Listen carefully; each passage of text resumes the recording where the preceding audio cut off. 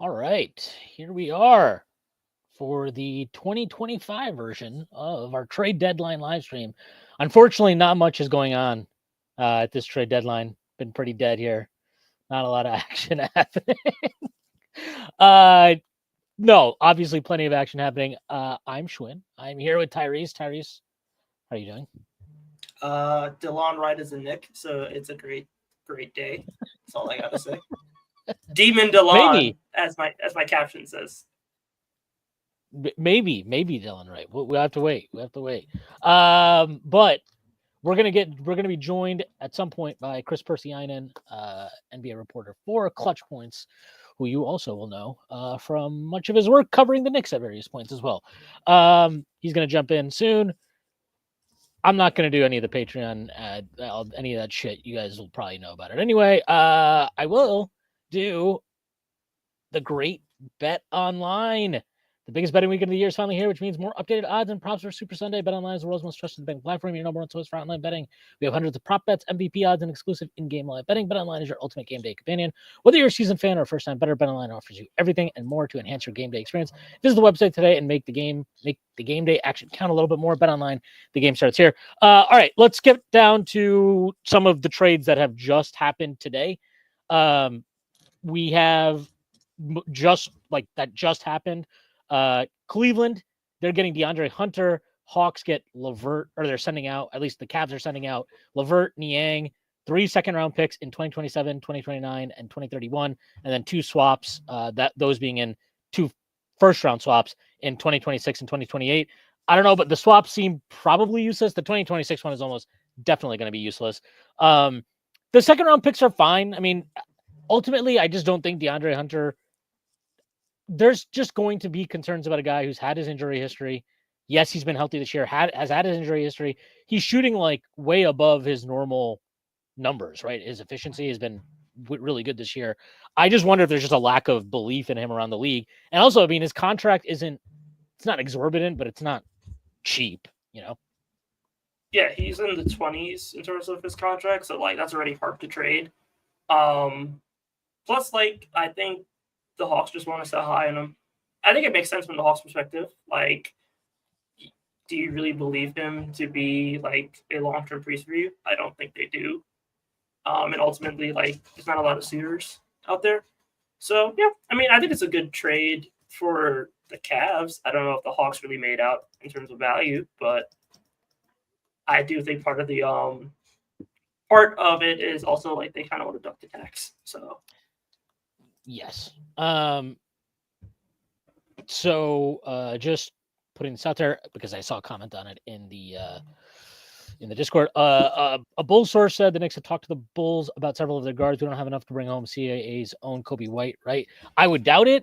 I think if they're talking to the Bulls and they actually have a chance of getting anybody right now that would kind of serve a purpose for us, it would be Io.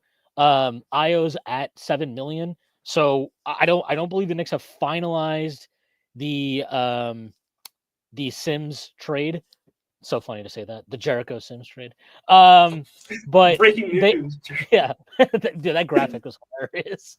But so technically they could probably make that a 3-way trade, send Precious to Chicago, Sims still goes to Milwaukee, and then you reroute Delon Wright to Chicago, and then they could send the Knicks Io. That would work. The Knicks would be taking in less salary than they're sending out, and they would have enough room then under the second apron, I think, to immediately sign somebody like TJ Warren or Chuma Okeke to a veteran prorated minimum. So that would be my guess. What the Knicks would have to do to kind of grease the wheels there, I'm assuming you're talking about the Washington fake first, right? That's probably what it would be. As somebody who I had to run an IO agenda when he first came to the league because foolish Bulls fans decided that he was better than Emmanuel Quickley, which they were clearly wrong about. But as Tyrese knows, and as many of you know, everybody I run an agenda against ultimately becomes a trade target and acquired by the Knicks. So good chance Iodison ends up as a Knick either today at the trade before the trade deadline passes, or maybe in the offseason. Hey, it's Kris. God damn it. Kris is here. Fuck. What's up, dudes? What's going on, Chris? How you doing? Hey, I'm all right. You dressed nicely. Shwin, as the chat is pointing out, is out of character. Thanks.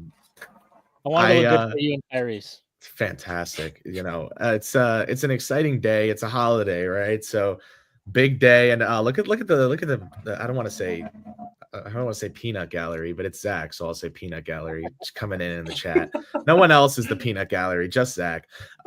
What's going on, everyone? Hope you guys are doing well. Hope you guys have been excited by the trades these last couple days. I mean, if you told all of us 2 weeks ago that a Kyle Kuzma to Milwaukee deal would legitimately be forgotten about an hour after it happened because of a trade that took place 5 days before it, you'd be like, what? Like, did LeBron switch to baseball or something? Like, what happened? These are unprecedented times. There are people getting traded that have never been traded before, man. There's pods getting listened to that have never been listened to before. These are new times in the NBA, and it's awesome. And it's very awesome for me to get to spend some time with you all. appreciate it. Dude. Yeah. I miss you, man. That was a much more professional introduction than me and Tyrese ever do on these streams. What? So, that I'm Tyrese, professional as fuck, bro.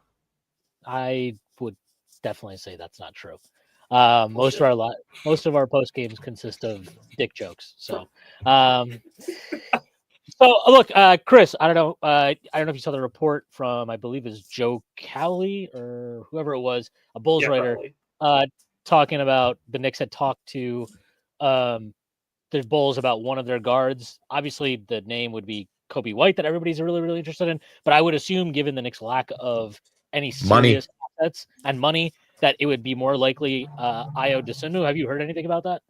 I've heard nothing about that. I actually had someone who may know something about that reach out saying they don't buy that report. So that was interesting. But I would think the Knicks, this is what happens with the Knicks, man. It's the Knicks call a team. Like, let's say the Knicks call the Phoenix Suns and they're like, hey, what would the price be for Kevin Durant? Right? Just to know. So we can know. And then that Suns, whoever took the call on Phoenix, tells somebody who's friends with the local radio host that the Knicks, Spurs, Rockets, Celtics, and Sharks called about Kevin Durant, right? And then a report trails out where it's like, the Knicks have expressed a level of interest in Kevin Durant. And it's like, well, okay, I expressed a level of interest in Halal Guys for lunch today. If I go to Kava, I was still expressing a level of interest in Halal Guys. Like, these are all just nothing burgers. But what I have heard was that the industry at large from 1 to 130 was in a freeze or holding pattern, with everyone kind of bracing for something to happen. No one knew what it was going to be. The Nurkic trade dropped immediately after. If that was it, okay. That held up a lot for a first round pick to dump Nurkic. But all that said, I would still think if I had to, place a bet right now, if you gave me a free chip, the Utah Jazz are going to get another deal done today, and it will probably involve someone that they'll actually keep, I think. Wow. So that's new for them. Danny Trader getting Danny. soft. He's getting soft in his old age. So we were just talking about the Cavs trade for DeAndre Hunter. I doubt that picked up steam early this morning. I don't remember there being much discussion about that earlier. I don't care that much about the trade. I think it's fine for Cleveland. I think it's fine for Atlanta. But I like it more for Cleveland than I did when they were being connected with Cam Johnson, because I think Hunter is.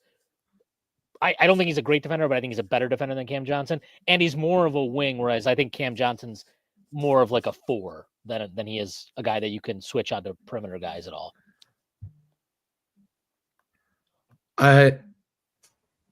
When you say Cam Johnson, I just can't not think about the Spurs.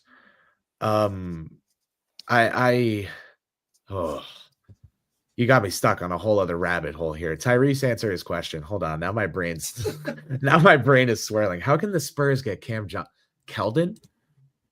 You have Keldon. Yeah.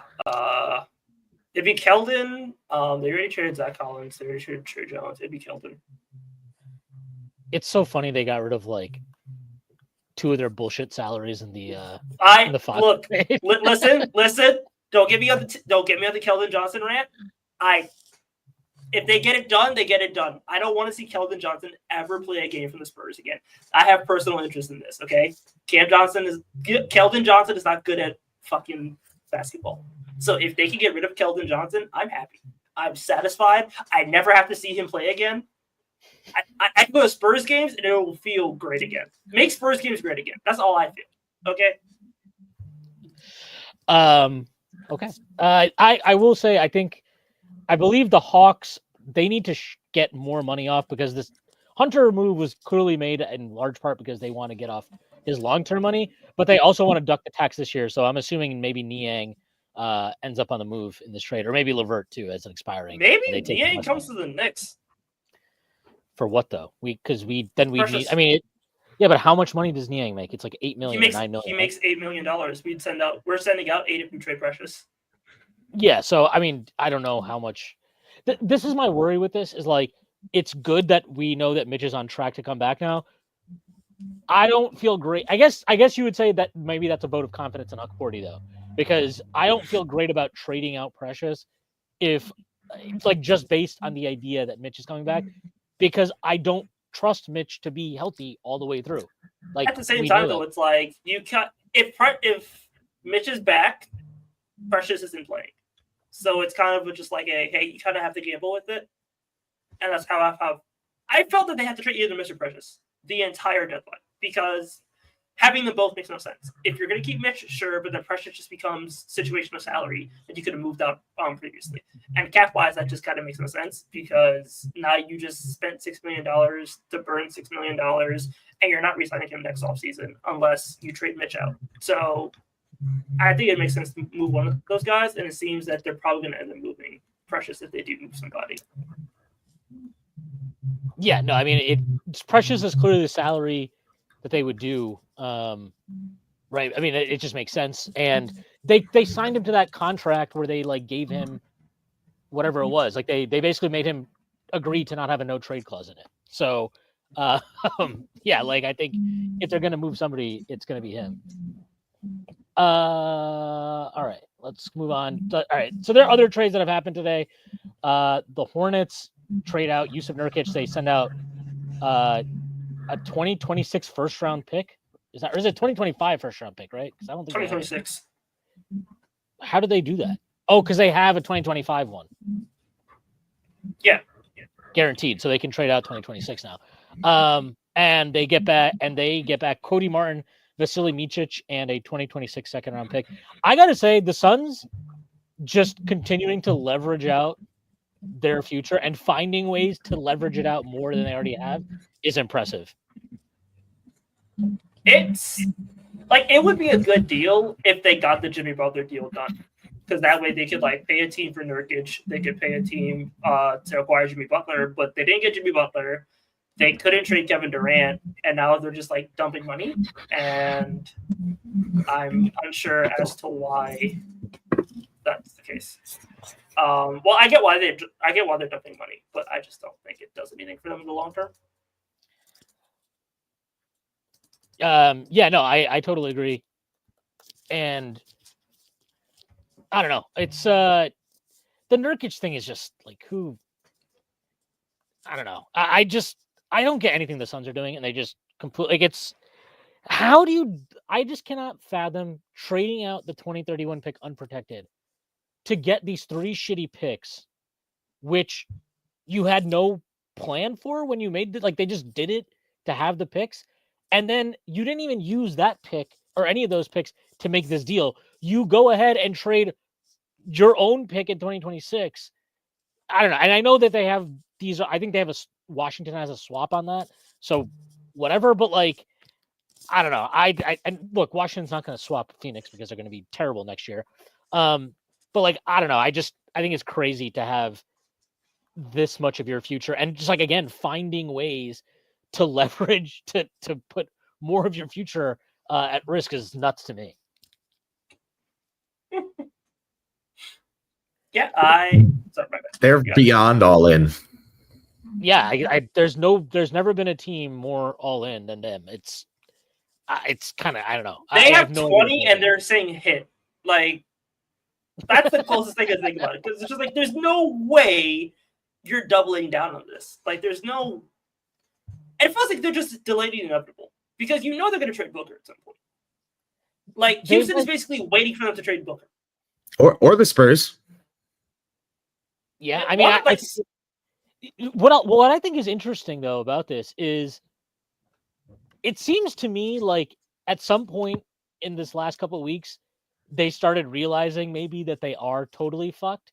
And because of that, I think they were starting to listen in on Kevin Durant offers. And then I wonder if they were low-key considering, okay, if we trade Durant, maybe we also trade Booker. Like, I don't know. The whole Durant thing is very weird because it seems to get to a point where Golden State maybe thinks they are about to be able to pull the trigger. And then Durant has to come out and basically like leak out that he has no interest in going back to Golden State.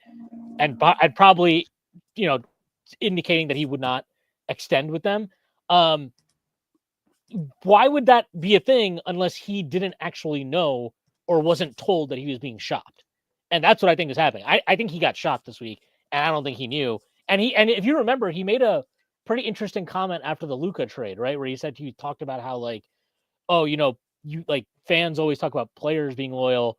But these teams, they can do whatever and nobody says anything. I thought that was interesting. Like looking back on it now. I can tell you that they've been telling Durant or at least his agency, his representation, which teams are calling with offers. So I don't know if that means did Shwin just turn into press?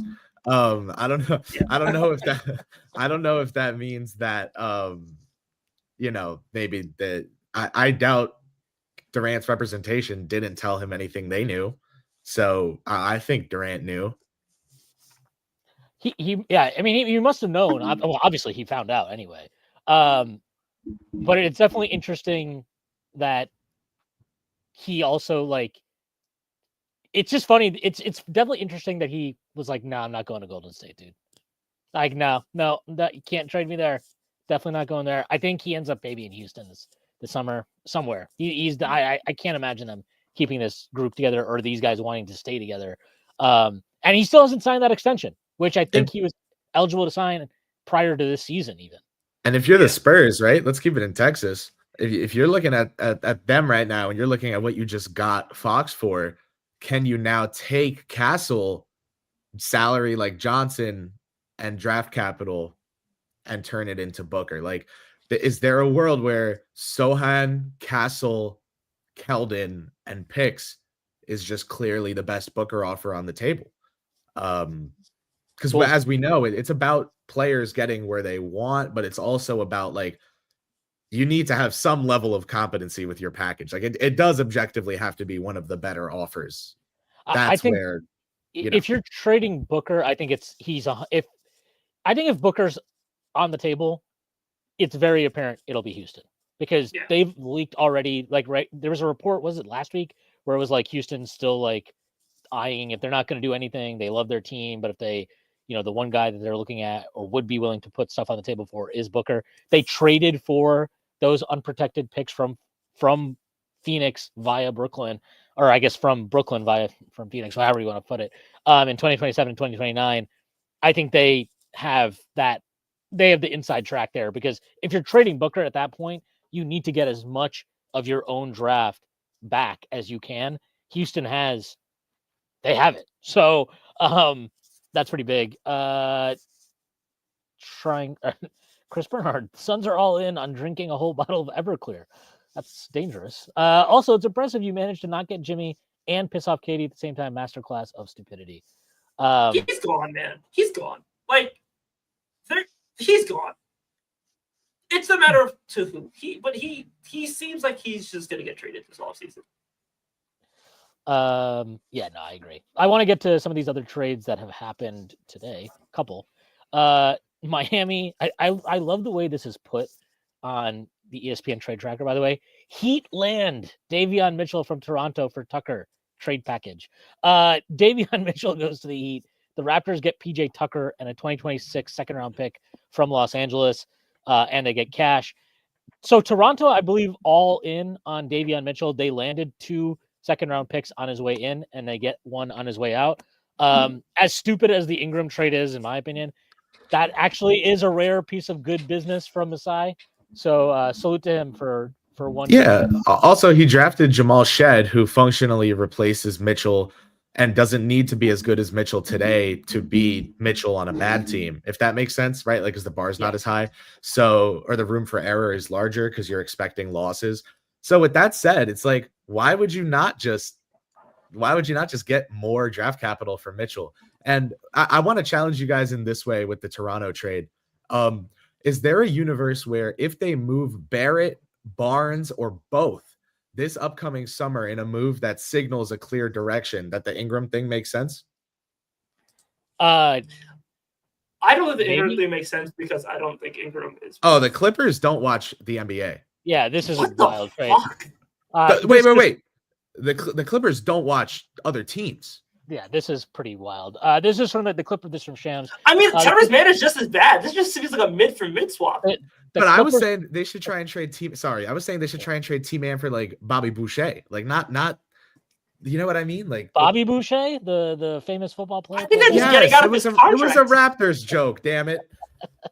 They're getting out of his contract. So. Shut up, Tyrese. The trade is the Clippers are trading Terrence Mann and Bones Highland to the Hawks for Bogdanovich and 3 second round picks. Actually, you know what? I thought they were giving up 3 second round picks. I think I don't mind this trade actually for the Clippers because I don't think Terrence Mann moves the needle that much. Yeah, I just don't think he matters. And you're getting 3 second round picks. They're pretty pick depleted as we know. And they probably, this should save them money, I think, after this season. So they'll probably have access to the mid-level again this summer. So that's, I don't know. I think that's a pretty decent trade for them if their ultimate kind of like assessment is Terrence Mann doesn't matter. Also, didn't Terrence Mann just extend his contract like earlier this season? He also held up the James Harden trade. Like people want to do the whole like, oh, Quentin Grimes held up the Donovan Mitchell trade. It's like, well, no, what held up the Donovan Mitchell trade was the fact that the Knicks didn't want to give up all their young players and all their draft picks. It wasn't just specifically Grimes or whatever, right? Yeah. Here's the thing. This actually feels like Terrence Mann held up the Harden deal because it's like Harden's been very good for them. He's helped keep them afloat. No matter what you think about Harden throughout his career, he has kept them afloat throughout the Kawhi injury maladies. And now Kawhi is back and they look like a good team. I think the Clippers should look to get Schroeder on the buyout market if they can. They can, right? Because they're under the first, are they under the first apron? Yeah, okay. Yeah, so like, dude, if they trade Mann for Bogdan, and then if they sign Schroeder, they just went from having a bench backcourt of Kevin Porter Jr. and Mann or Highland or whoever to Schroeder and Bogdan. Like, that's spawning in like NPCs that could just play in the playoffs. Like, that's valid. Oh, also, this is pretty. So the picks they got back, 2025 Minnesota second. Clippers own second back in 2027, and then they get a 2026 protected Grizzlies second. I'm assuming that's protected like 30 to 45 or something like that. I want to bring this up. We got to talk about this Kuzma thing because I thought that trade was fucking asinine. This is from John Larry posting this. The Washington Wizards reportedly had a trade lined up last season with the Mavericks for Kyle Kuzma that would have netted them 2 first-round picks, but Kuzma vetoed it per Brian Windhorst. That was reported at the time, and all I want to say is this. Does Kyle Kuzma have a no trade clause? Can somebody refresh my memory of this? I don't believe Kyle Kuzma's trade. Who fucking cares if Kyle Kuzma was like, I don't want to go to Dallas? I'd have been like, that's great, dude. You're going to Dallas, buddy. We're getting 2 first-round picks for you. Get the fuck out of my face. That's like, I think the Wizards have done a decent job of accumulating future capital, given the kind of deck they were dealt. I have the explanation if you want it. Sure, yeah. So Robbins wrote a year ago, Kuzma does not have Winger called the Mavericks back and said the deal was off the table. Kuzma does not have a no trade clause built into the 4-year $90 million deal he signed with the Wizards. The thing is, he signed and committed to re-signing with them after they officially traded Beal and Porzingis. So because those trades set a rebuild in motion that almost certainly will take years to complete, Winger pledged to Kuzma and his agent Austin Brown that unless the Wizards received a too good to refuse offer, he would give Kuzma an essential no trade clause with his word. That's a way to get respect around the league when you're a stinky team. It's a way to get players to realize they should probably want to go play for you one day. I've been told for years by people in and out of the NBA that the city of Washington, D.C. is a sleeping giant. Like, if the Wizards ever get it together, it could reasonably be a top 10 free agent destination one day, somewhere you go, where you want to get paid, but you also want to be part of a good organization, right? Like they're building credibility. They're building momentum. They've got good young players, whatever. I just think that trade not happening a year ago is a sign that deal was too good to refuse. Yeah, it was too good to refuse. It should have been like, sorry, Kuz. You're going to Dallas, buddy. Learn barbecue. Yeah, we're so sorry. We're so sorry you're going to play off of Kyrie Irving and Luka Doncic, the basketball offense poverty of the NBA. Who has ever succeeded playing in a role off of Doncic and a secondary score? What are we doing, man? Well, don't ask Nico Harrison. But getting to the Kuzma, so the deal that actually happens now, Kyle Kuzma obviously going to Milwaukee, Middleton going to Washington. What were the picks attached to that trade? I'm trying to pull it up here. Oh yeah, here it is. Okay. Washington gets a 2028 first round pick swap, and the Bucks get second round draft compensation. I'm not sure who that is. I don't know. I guess it's fine. Like the Washington is not going to get. They were never going to get anything close to what they were potentially going to get for Kuzma last year, and they just needed to move off him because he was playing like a total asshole this year. So I think it's fine. And like I said, I think overall they've done a decent job of building up draft capital given what they had going in with this new regime. But yeah, it's going to take time, but it is what it is. Sorry, getting to some. We got confirmation apparently. It's from Gerald Bourget. I don't know how to pronounce his last name, but he covers the Suns. Can confirm the Suns are done before today's NBA trade deadline. I love this team. What a great franchise. Durant's not going anywhere. But luckily they still have the worst of the Cleveland or Minnesota picks in 2025, 2027, and 2029. So good thing they traded their 2031 first for that. What you said? I said you said someone's done. The Suns are done. Yeah, they're done. Oh, yeah. That's what that was about. Yeah, no, Durant's staying. Yeah. What else we got here? At least past the deadline. Well, God knows what happens the second the playoffs end. Let's talk about the real big trade that happened in this deadline. Lakers get center Mark Williams from the Hornets for Dalton Connect, Reddish, and a 2031 unprotected first round pick and a 2030 pick swap that Nico Harrison told he just didn't want those. There's just too much to ask for Luka Doncic. What do you guys think about this trade? I love Mark Williams. I think he's an awesome player. I've always liked him. Just not. This is not the guy that I would have traded my picks for if I'm the Lakers. Don't think he's good on defense.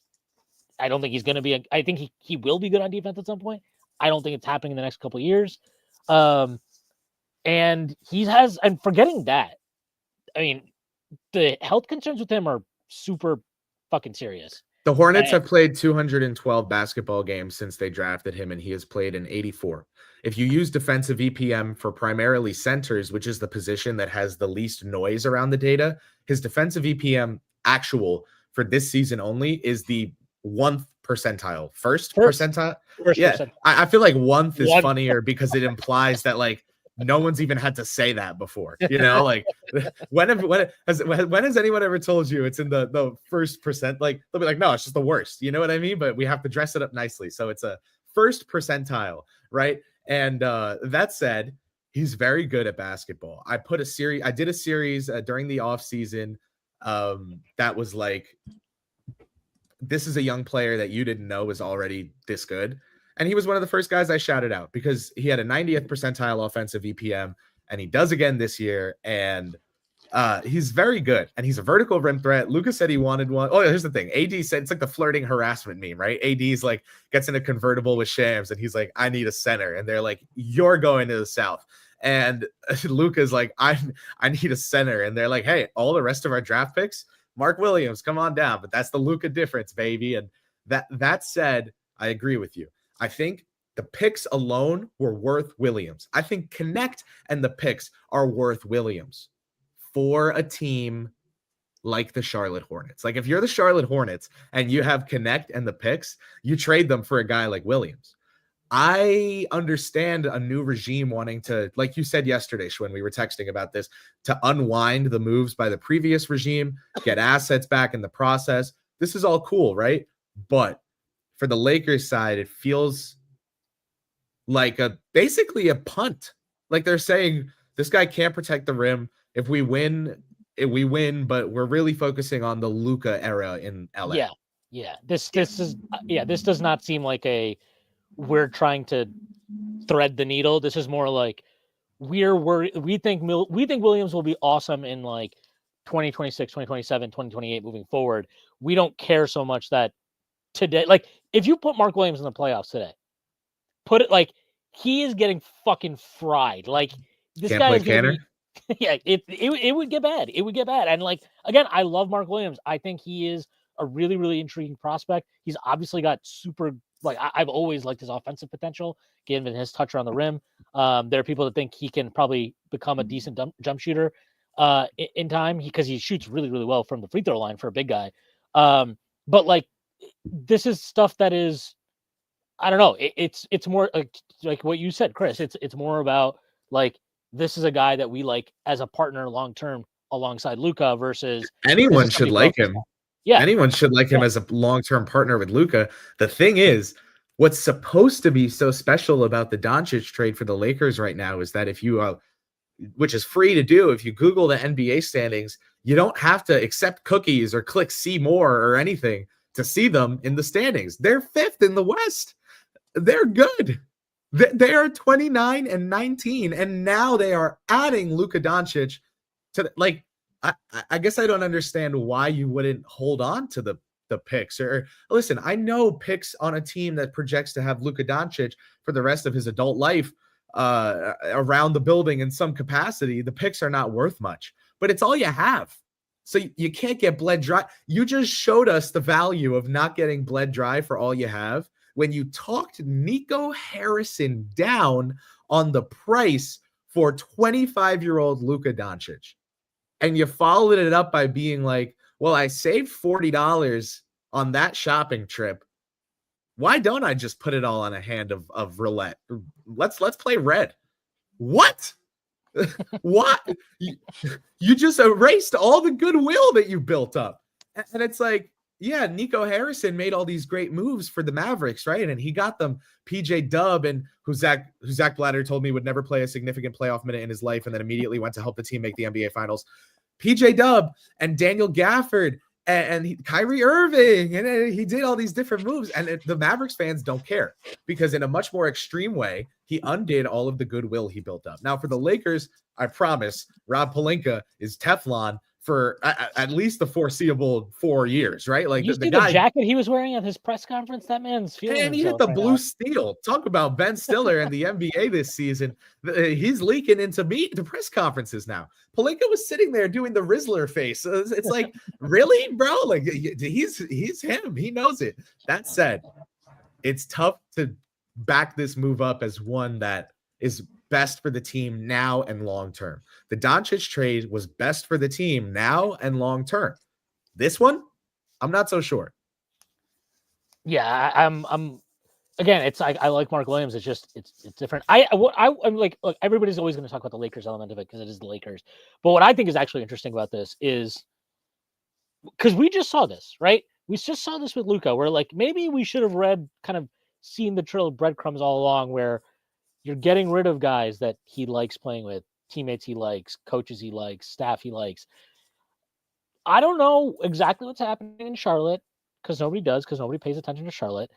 But it seems like they are slowly and correctly, in my opinion, unwinding some of the shit they inherited to get future draft picks and build up their asset stash as much as they can.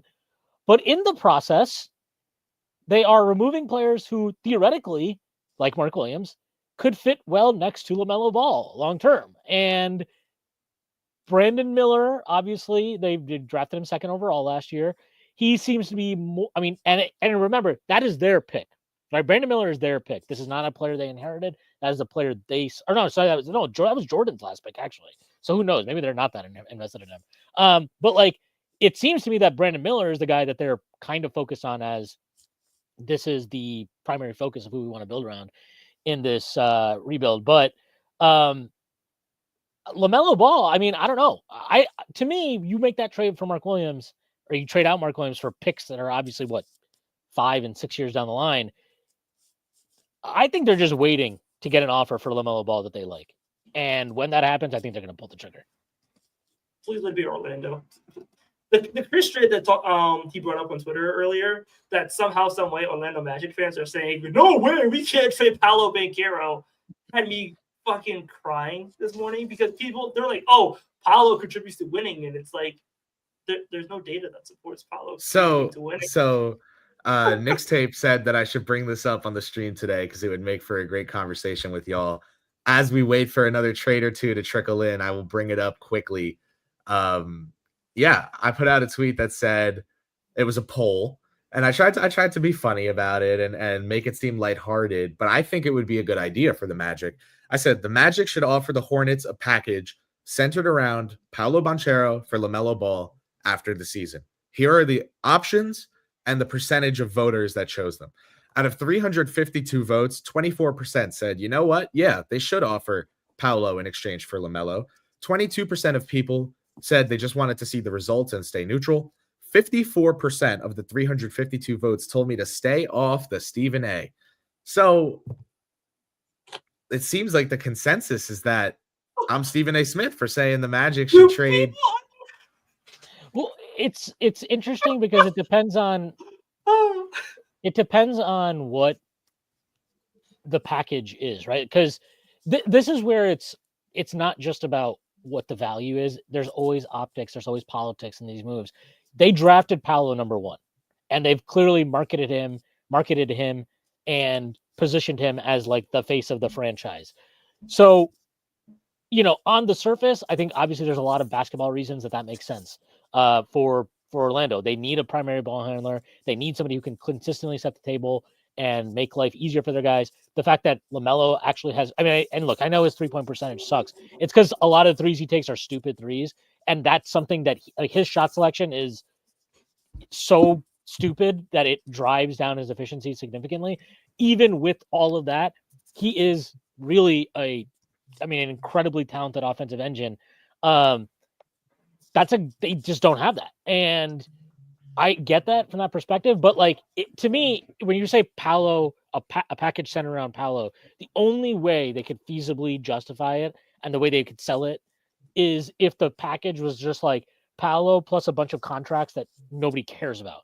I don't think they would ever give up draft capital in that trade.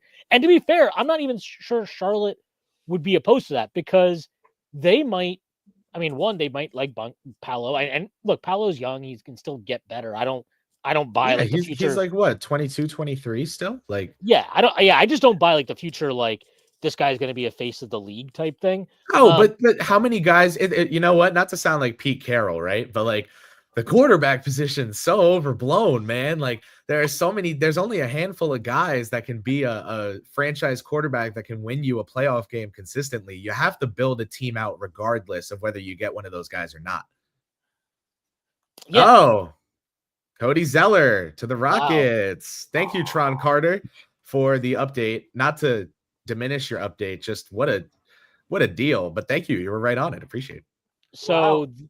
This probably gets them out of the tax. I'm assuming that's all this is. I yeah.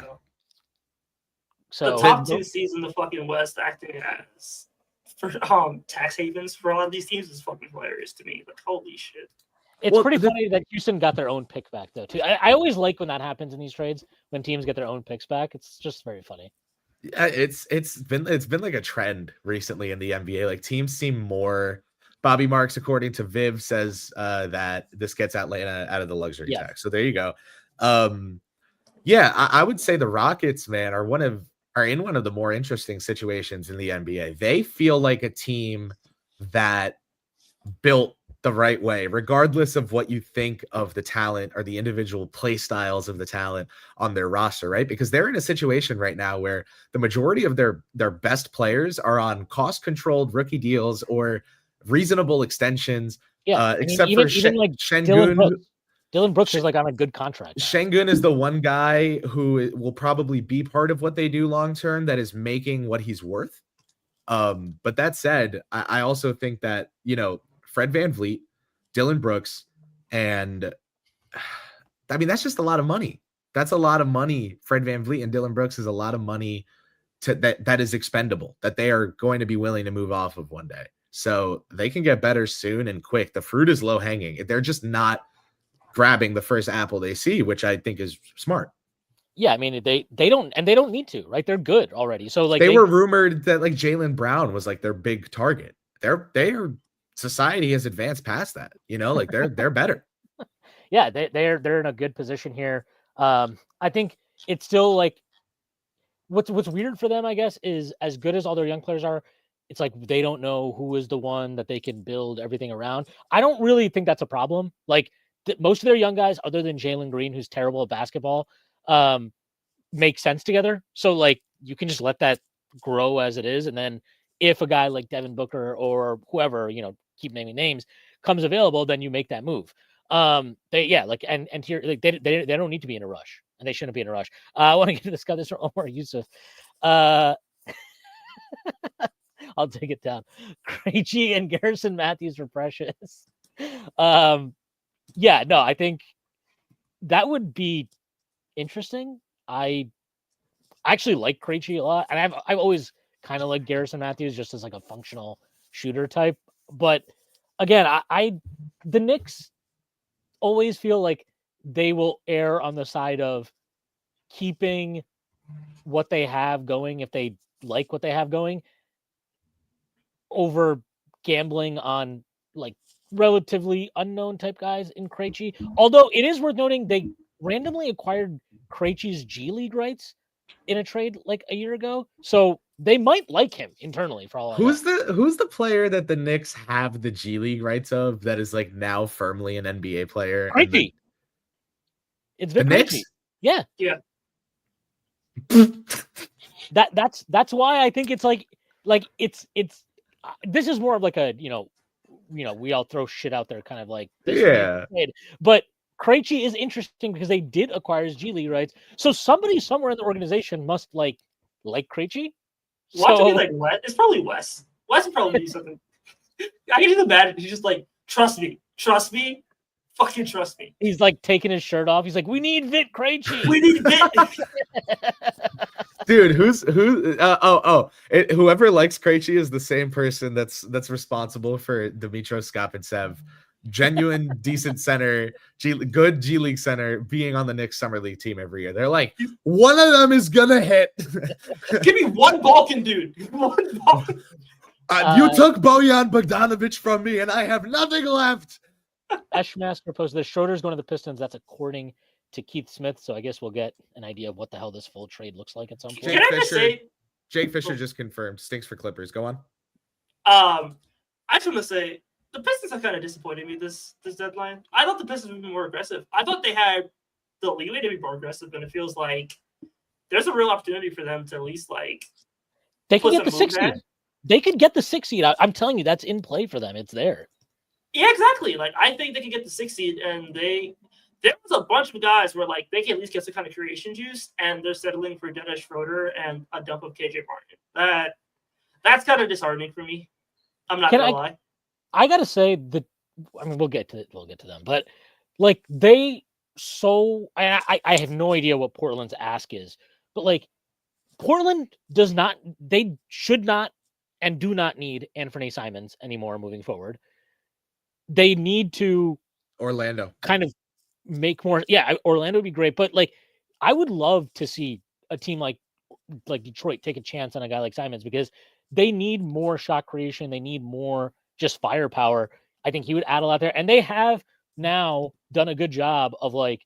I can't believe I'm going to give this guy our pal JB Bickerstaff. He's done a good job of like getting them to buy in defensively to the point where like you can see a world where it's like, okay, Simons is never going to be a good defender, but he and I've watched Portland enough where I feel like he's not a good defender, but he tries.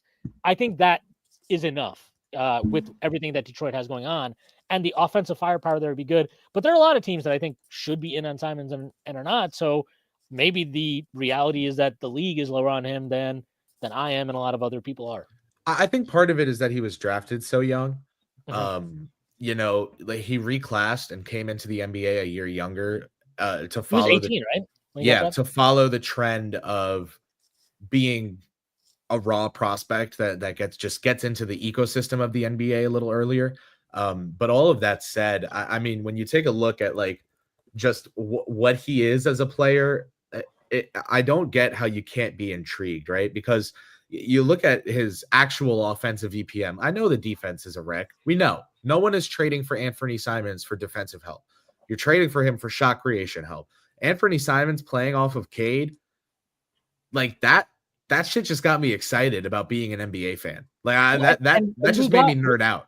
And we got a glimpse of it, right? We saw like Ivy and Cade starting to kind of like play really well off each other. So I guess if you want to be pushed back on the idea, we'd be like, well, no, we still like Ivy long term. Keep him too. Yeah, but I just they got Scoot. Keep Ivy.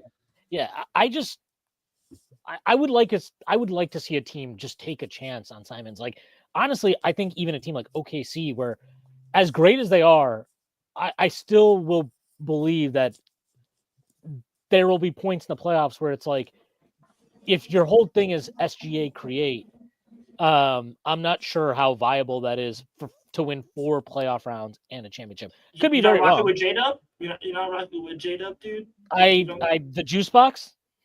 The juice box? I love J-Dub. And I know that Shea is very in on watching him grow as a scorer alongside him.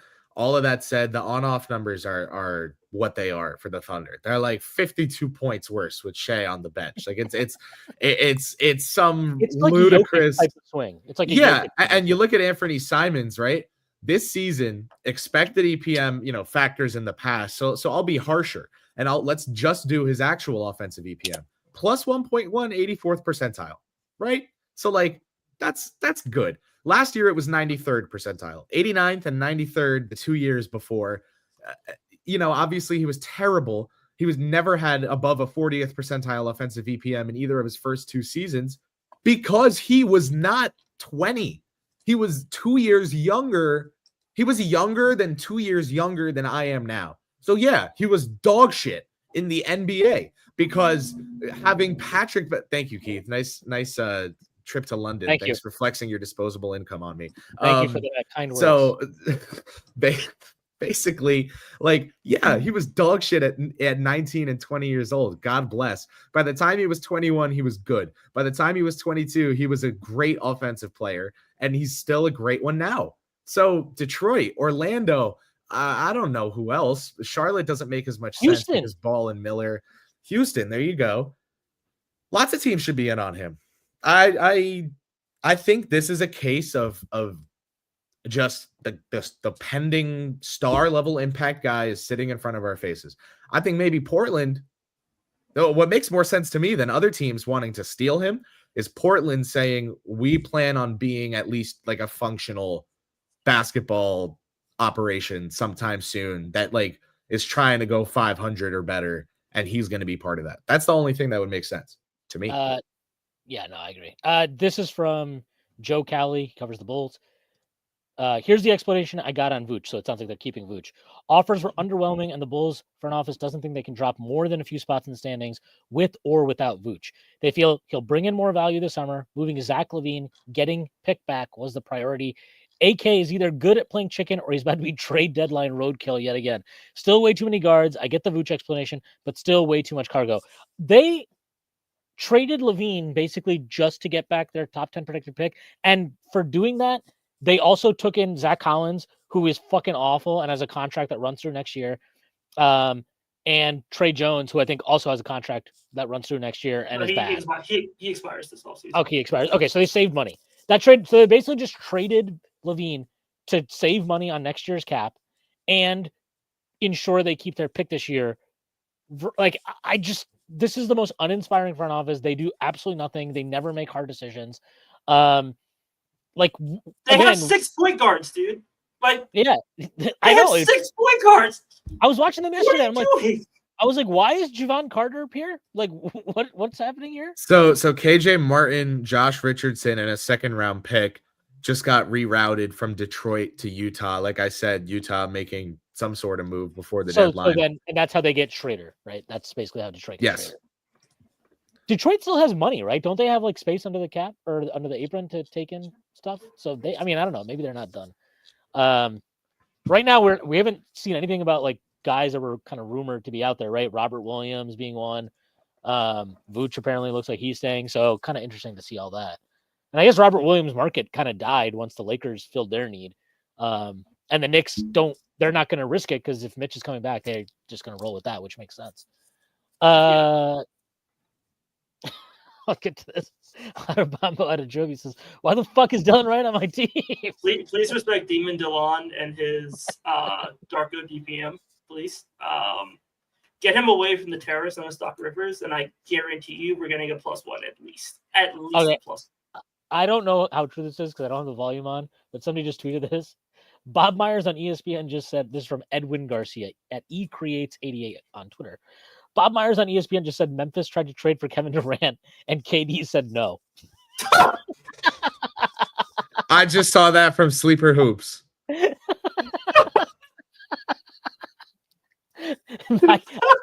KD's kind of funny, man. Like he's just miserable with everything. So he's just like, you could probably suggest any trade. He's like, I don't want to fucking go there. Fuck that. I'm happy. No, you're not. You're miserable, man. Yeah, I'd be miserable there too, bud. Okay, so Dude, apparently Windhorse goes, that was kind of just news that came out of Bob's mouth there. This is from I love Brian. Casey Johnson. I guess he's a Bulls reporter. More on guard glut. Multiple teams under impression Bulls want to keep Ayo Dosunmu. Not saying they don't want to keep others, just have heard from several teams specifically about Ayo. So that's definitely the Knicks. The Knicks definitely asked about Ayo. Okay. Also, not only is Trey Jones poised to survive deadline, but could stick around beyond his expiring. Sure, he's a good young player. They have 5 guards. Yeah, he's a good young player. And if they're going to move some of these other guards at any point, then they should keep him around to fill in the gaps. But they don't do trades. Like that's they don't trade players. Isn't this LaVine trade like the first time they actually traded a player in like since Caruso? Like, yeah, Caruso and LaVine are like the only players they traded since like 2021.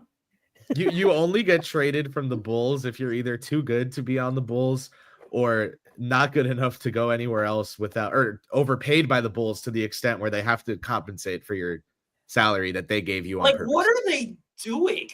I will say the one trade or the one move they did make that I liked, I think is smart. They gave Lonzo Ball a 2-year, $20 million extension. Yes. There's a team option on the second year. I think he'll 100% get moved this offseason. Steph Bondy says the Knicks are done. Steph Bondy says the Knicks are done. Wow. Incoming trade, 100% guaranteed now. Oh, be nice. I'll be nice for your sake, Chris. No, and also because he just won like the Professional Basketball Writers Award, like the number 1 place for his piece. Come on. What are UCL for him? But he's good at his. But no, I think the Lonzo thing is good. They'll get more draft capital for him on that contract than they 100% were getting offered now, and they'll have a much bigger market because at that number, I'm pretty sure they can trade him into teams mid-level exception. They don't even need to take a salary back at that point.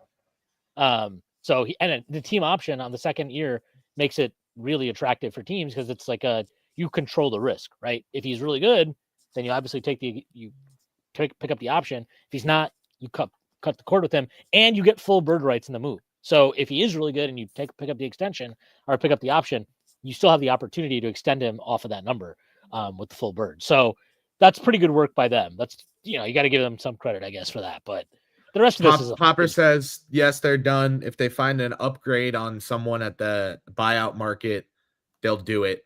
But if they don't, then they won't. I guess they'll keep DeLon. Oh! What happened? Oh! The Memphis wait. Grizzlies are trading Marcus Smart and a 2025 first-round pick to the Washington Wizards in a multi-team trade that sends 2 second-round picks to Memphis, creating roster flexibility. Cam Johnson? Anyone? But maybe. I mean, that would make sense. Okay, so also, can we just talk about how the fact that they fucking traded for Marcus? They traded 2 picks for Marcus Smart, and now they're getting another pick to get off of him a year and a half later. But they got 2 seconds, bro. Dude, these front offices, like these Midwest front offices, Memphis is a cowardly front office. They had a real, like, I get it that they couldn't get Kevin Durant, but like, you traded for Marcus Smart, you had 3 guards on the roster already, and now you're dumping Marcus Smart, and it just. But the Durant thing is like, that's like fake to me. That's not real effort because you probably know he's not good. Like, if he doesn't want to go to fucking Golden State, you think he's coming to Memphis, bro? Like that's fake to me. That's like, oh, we can say we made an offer. It's we like, tried. Yeah, Miles Turner is the funniest person. Oh my God, Zach Blatter in shambles. Marjon Beauchamp traded to the Clippers for Kevin Porter Jr. Wow, Kevin Porter Jr. They got that's probably the best trade the Clippers could have made because god damn it, man. Ty Lue, I love Ty Lue, but this guy is addicted to ball don't stop hoopers like fucking Kevin Porter Jr. Well, they got Bogdan now, so. Oh, that's true. Shit, we could have gotten it. We could have gotten the Memphis thing is, but the Memphis thing is so interesting because so everybody's like, and I don't know if you know anything about this, Chris. I don't know anything about this. I'm just throwing this out there. When the Knicks traded for Mikal Bridges, obviously they gave up 4 unprotected picks, pick swap, and the 5th pick, from Milwaukee. And it was kind of like, well, you're paying a premium because you're getting him from the Nets, and like that's it. But like I suspect that there were probably other teams that had made pick-rich offers for Mikal Bridges, either at that time or in previous, transaction windows. And I reported that there were. I would guess that one of them was Memphis. So like I think they have, I think they have tried. I can try to find the tweet. They offered 4 firsts for Bridges back whenever. I gotta read this. That It's from Nora. Kendrick Perkins. I was the leader of OKC along with KD Westbrook. It wasn't you, man. It was Nick Collison. Nick Collison didn't get his number retired for no reason, pal. I think, but I agree with you, Tyrese. Like Memphis, can they like make a real move here? Can they? He's gonna need to shout out Big Body Brunson like 8 times in national spots this week to make up for that. Just to close that.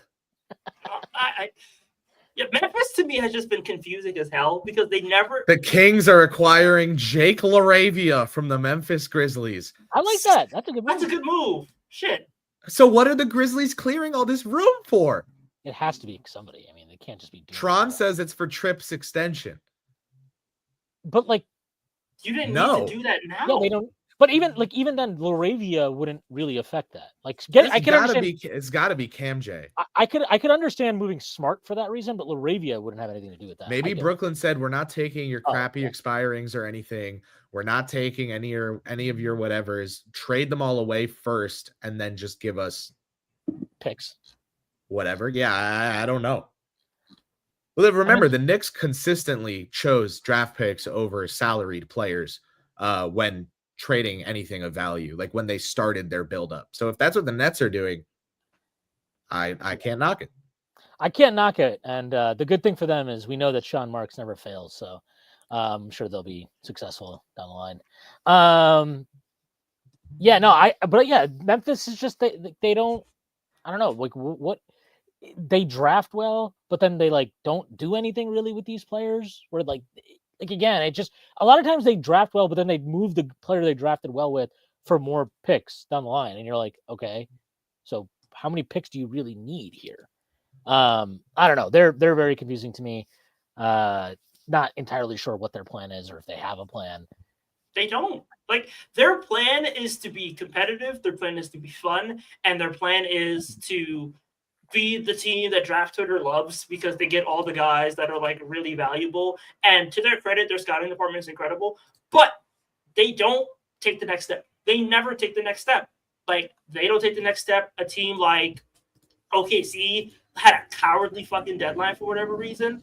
I don't understand why they're not being more aggressive. Like, you're the 1 seed and you have a chance to win a championship, and we really like Isaiah Joe, and Andrew Wiggins is somebody that we really want to invest in.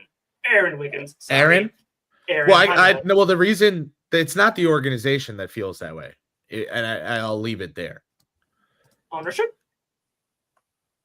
Basically, if but ownership the way Wikipedia says ownership, not the way, you know what I mean? Like, I think in the modern NBA, superstar players have a fair amount of control over what happens on their rosters. And if there was a superstar player who really wanted an upgrade of talent in a small market, they would get it. And now I'll leave it there. Okay, so SC is Aaron Judge. Cool.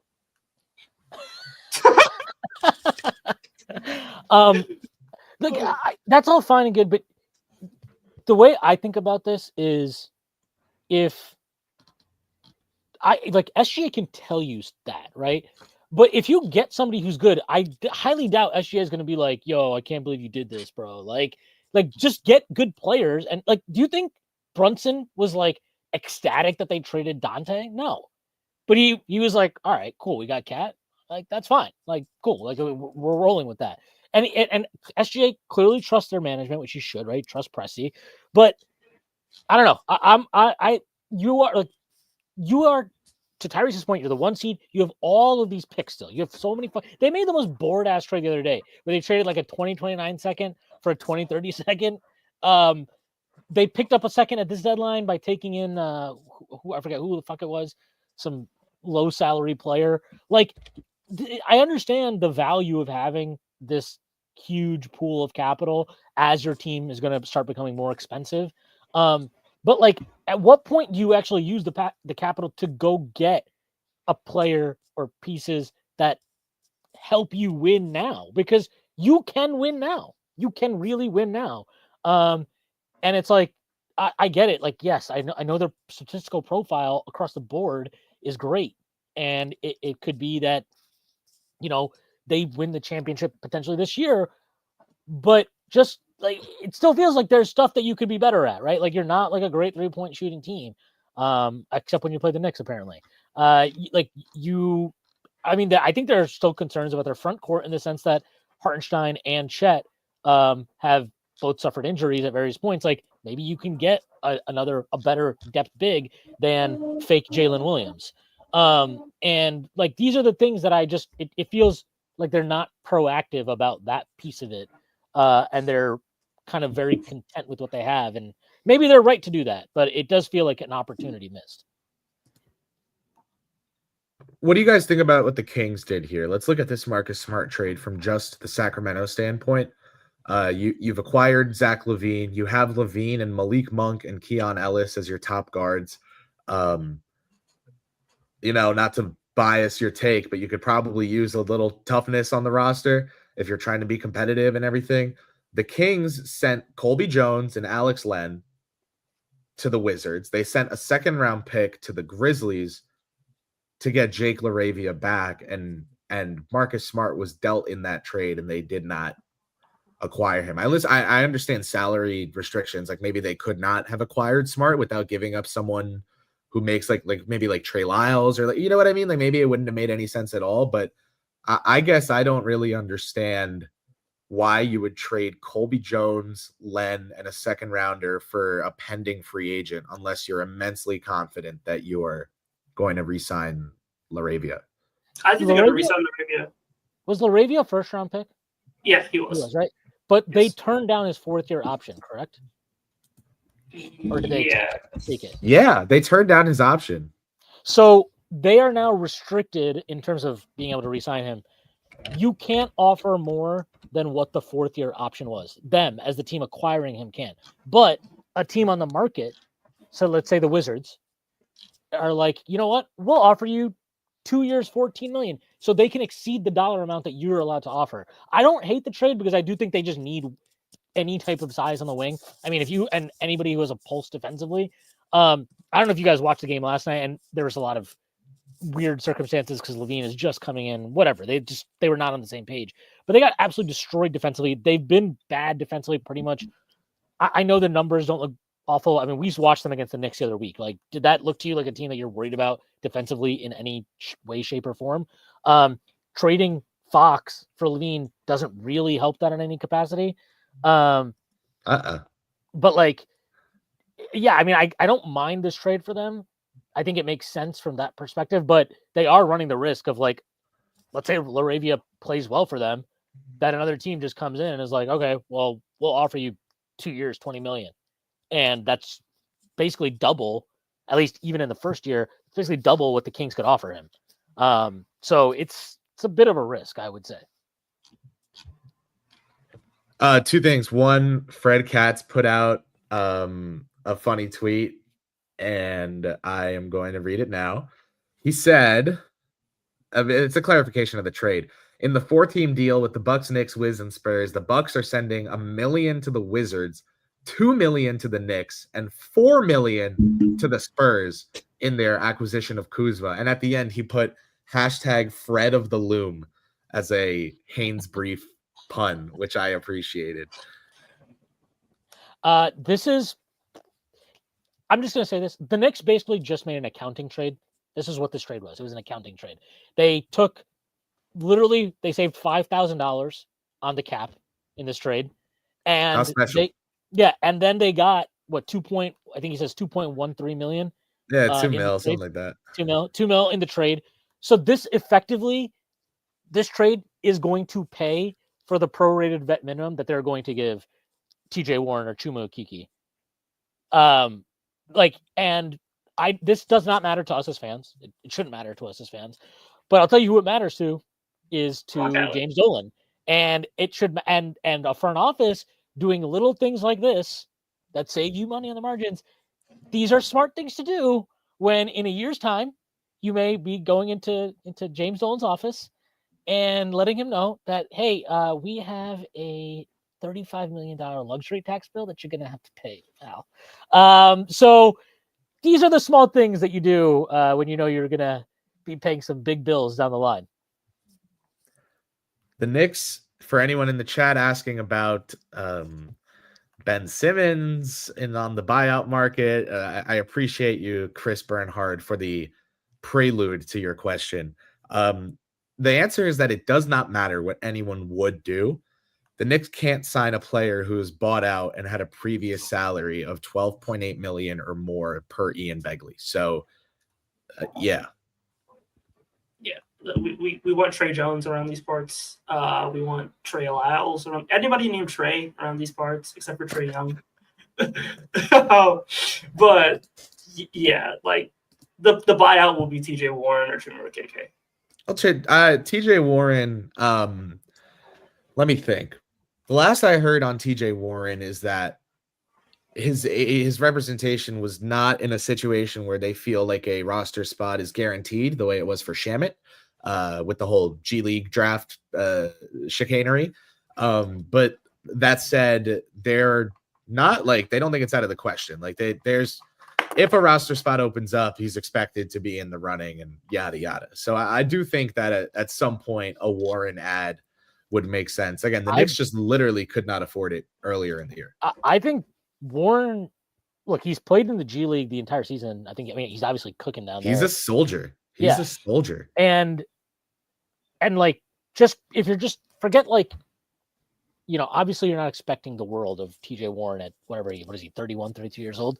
But like, if you're just 32? Thinking about 30, TJ Warren? Yeah, I'm pretty sure. He turns 32 in September. Look at that. Look at that, man. Oh, I thought he was like 35. God damn. My bad. Come on, man. Don't doubt my guy. No, Bubble Warren was like, he was like 24, man. Don't put TJ Warren up in my age bracket, right? But like the thing with TJ Warren that I've always liked is just and particularly for this team, his skill set is exactly what you want off the bench, especially for this team. Like his ability to score, he can get that shot off on basically anybody. He can give you some scoring pop, and it's not going to be much. But you know what? I guarantee you, it'll probably be more than they're getting out of Landry Shamet right now, who's been just terrible. So I'm fine with that. And at the end of the day, they were never going to be able to make significant moves at this trade deadline. Once they did the Bridges deal and the Cat trades, this was more or less going to be the roster for this season. And I think they understood that. I think they're okay with that. I think they're comfortable with that. And my belief coming into the season is that while they're going to be very good and they will believe that there are scenarios where they can come out of the East and potentially win a championship this year, that this year, more than anything for them, was a 82 games plus playoffs fact-finding mission of, okay, what are the weaknesses on this existing roster? What do we need? What do we think we can improve internally? All et cetera, et cetera. And I think they're going to have all the information, all the data, and that's why I did not think they would move on from Mitch, because I think Mitch is critical to that. Unfortunately, you're right. They're also a team that consistently operates with their goalposts on wheels, right? Like, and that's not supposed to be meant disrespectfully. It's supposed to be meant in a way where it's like, hey, we think this season we'd like to trade Mitchell Robinson for this kind of player in return. And then instead of not getting that player in return and just trading Mitchell Robinson for the best thing they could get because they had an inkling that they wanted to trade Mitchell Robinson, they were like, okay, well, the best move is clearly just holding him. So that's what we'll do if the value is not there. It's they just evaluate stuff as things go down, and they allow it to change. They're evaluate, like they allow context and reality changing in front of them to change their plan. That's objectively a good thing. They don't get too attached to any single direction or target or anything. Yeah, like I think this offseason we heard about Mitch being shopped. Obviously, we know the context was that they were trying to find a partner for Mitch in order to trade Cat, and then they ended up pivoting to including Dante in the deal. So clearly, they went from Mitchell Robinson not on the roster at least to start the season to now Mitch Robinson is going to end the roster on the season. They went from being willing to trade Mitch Robinson in the offseason to not being able to trade him around the deadline until they found something that was valuable. So the fact that they're able to kind of pivot in regards to the use of the team shows a really prudent, smart front office, and shows a front office that is willing to analyze what they have and work with the information that they're given. And I mean, it makes sense given the fact that the roster is still really good. So. Adabombo Adejobi says, we didn't do anything to improve this roster. Kind of feels like Leon is using year one as a testing year. Yeah. That's definitely what I think. I mean, you have Brunson for 3 more years guaranteed with an option. You have Cat for 2 more years with an option. You have OG for 3 more years with an option. Mikhail's going to extend this offseason, so you'll have him for 5, maybe 4 with an option. We'll see. You have Josh Hart for 3 years if you want it. Deuce for 2 more. Like, they have a lot of this roster intact. So whatever moves they make are going to be around the margins, and they have an offseason to evaluate and make those decisions. Plus, they'll get like a swap in 2032. So, Chris Haynes on NBA TV. Trae Young's future with Atlanta Hawks is becoming murky. Yeah, well, enjoy the murkiness for 2 more years, pal, because they don't control their picks until 2028. So, unless they, I mean, this is the thing. Like, the only way they're going to get those picks back is if Trae was a target for San Antonio. They were genuinely good. Like, Rich Paul has been trying to get a guard to the San Antonio Spurs since whenever he realized Victor Wembanyama was actually pretty good at basketball. And I don't mean like when Wemby was 16, like the rest of us, or 17. Once he like seen it in the NBA. He saw him in the NBA, and he saw the first week go by, and then the first month, and he was like, oh shit. Like, this guy can make me a lot of money, and I don't have to represent him for an hour. I just got to get my guys to where he's at. Pretty smart, if you ask me. That's the kind of thinking I'd want my agent to be doing. And so the San Antonio Spurs, they looked into this. They wanted to work with Rich a little bit. They were like, hey, let's look into some of your guys. Let's see.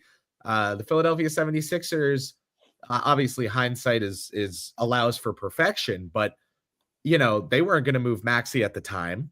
You wouldn't have either, probably. So, yeah, right. And then you look at Garland, and that was a no-go. And you look at, De'Aaron Fox, and you think, keep tabs there and whatever. Trae Young was like, do you remember the report that was like NBA players want to go play with Wemby? Yeah. And then Trae Young is like tweeting like alien emojis, being like, yo, like this guy's sick. I was like, all right, man. Like, okay. It's literally like the coworker. It's like, I'm so hungry. Your sandwich looks really good, man. Like, fuck off. So you tell me Trae Young is the dude in the movies who like does the fake yawn in order to put his hand on the girl? That's cool. The counting shoulders. But yeah, anyway, no, yeah. So they were like, honestly, we think that Trae Young, I would think they think Trae Young's a very good player. I would also think they figured that someone who is more directed like Trae is an offense runner. He's a playmaker, a table setter, and a scorer. Fox is an attack dog. Well, Trae also plays Trae ball. Like it's Trae ball. It's not like he's running some super disciplined offense and he's buying into it. Like he's bought in more under Snyder than he has under his previous coaches, but it's still very much like Trae is a system unto himself. And that's probably not what you want with Victor. And it's also why a lot of guys have not enjoyed playing with Trae. So like that's what it is. I want to get back to the Knicks thing because Chris, I believe you have some view on this in terms of the Knicks viewing this year kind of more as like a testing ground before they make, or at least look to make more significant upgrades to the roster down the line. Yeah. I can say that the New York Knicks are aware of the ages of the players on their roster. And they are aware that those ages inherently do not provide them with any sort of father time, mother nature-esque ticking clock. Now, windows in the NBA tend to last about 3 years if they're, the house is inspected first and you hire a professional to build it up and they set everything up in the windowsills to be good. Then you have the glass people come in.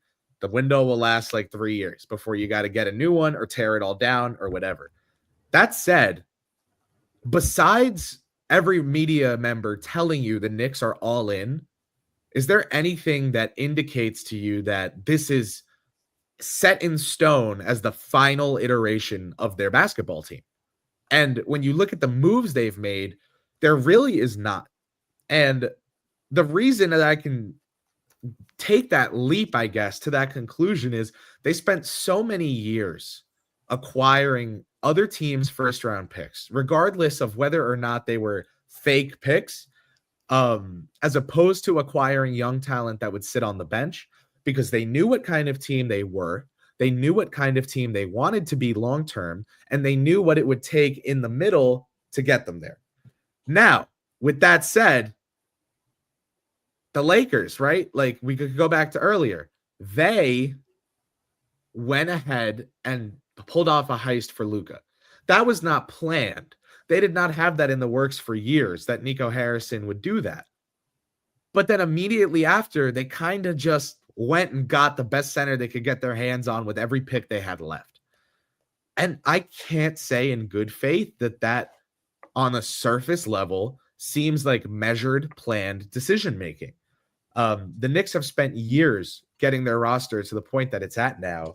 And just because the moves they made indicate that because they surrendered most of their control of their future draft capital, they don't have much flexibility left, doesn't mean they have no flexibility. And the other thing that's important to remember, when I talk about the ages of the players on the roster, I am referring primarily to the fact that, well, give me a second.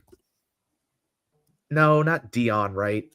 Okay, DeLon Wright is 32. So after the trade deadline, the Knicks went from having one player on the roster that is 30 years of age or older in Cameron Payne to two in Payne and Wright. Everybody else is 29 or younger. They are all signed through 2027, except for Mikal Bridges. Johnny Davis traded to the Grizzlies. And Marvin Bagley. That's such a nasty trade, dude. Is that what they cleared Johnny cap Davis, for? get ready to learn Memphis barbecue, buddy. Johnny, we can fix him. We can fix him. We can fix him. I can't believe what happened. Okay. I don't know why Memphis is acting like a tanking organization. Does that make sense to anyone? They had to get the best out of their system from last year.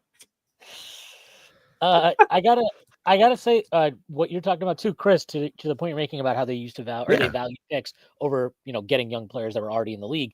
There's a reason why this past year in the draft, they went and acquired 4 picks and drafted 4 players that they're rostered, right? Like 3 of them are on NBA contracts. McCullough's on a 2-way.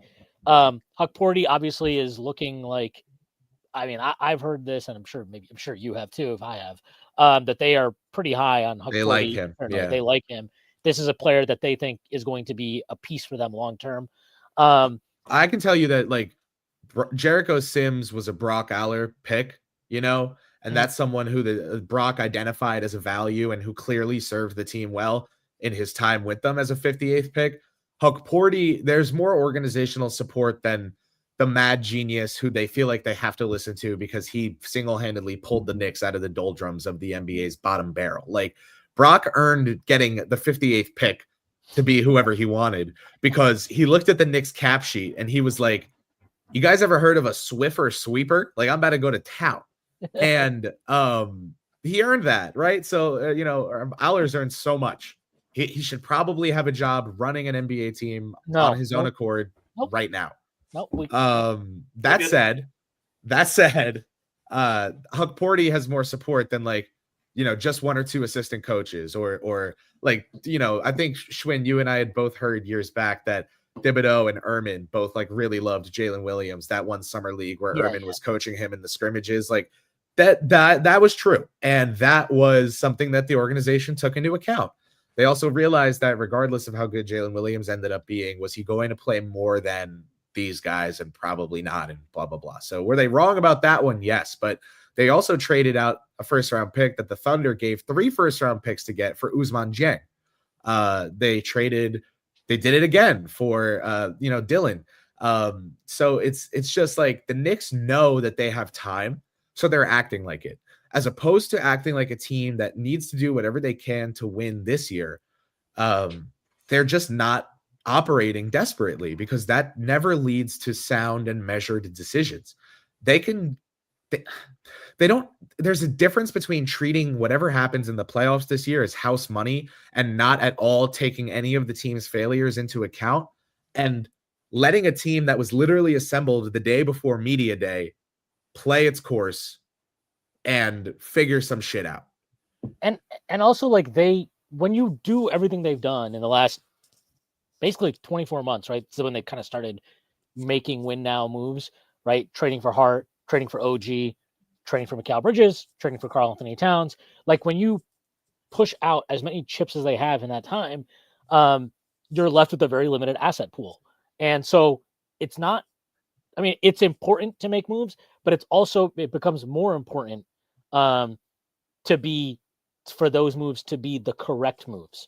And they are what move with the assets available to them could they have made at this deadline that were going to make them better, not just this year, but long term? And then also look at the cap sheet and also look at what you're limited to.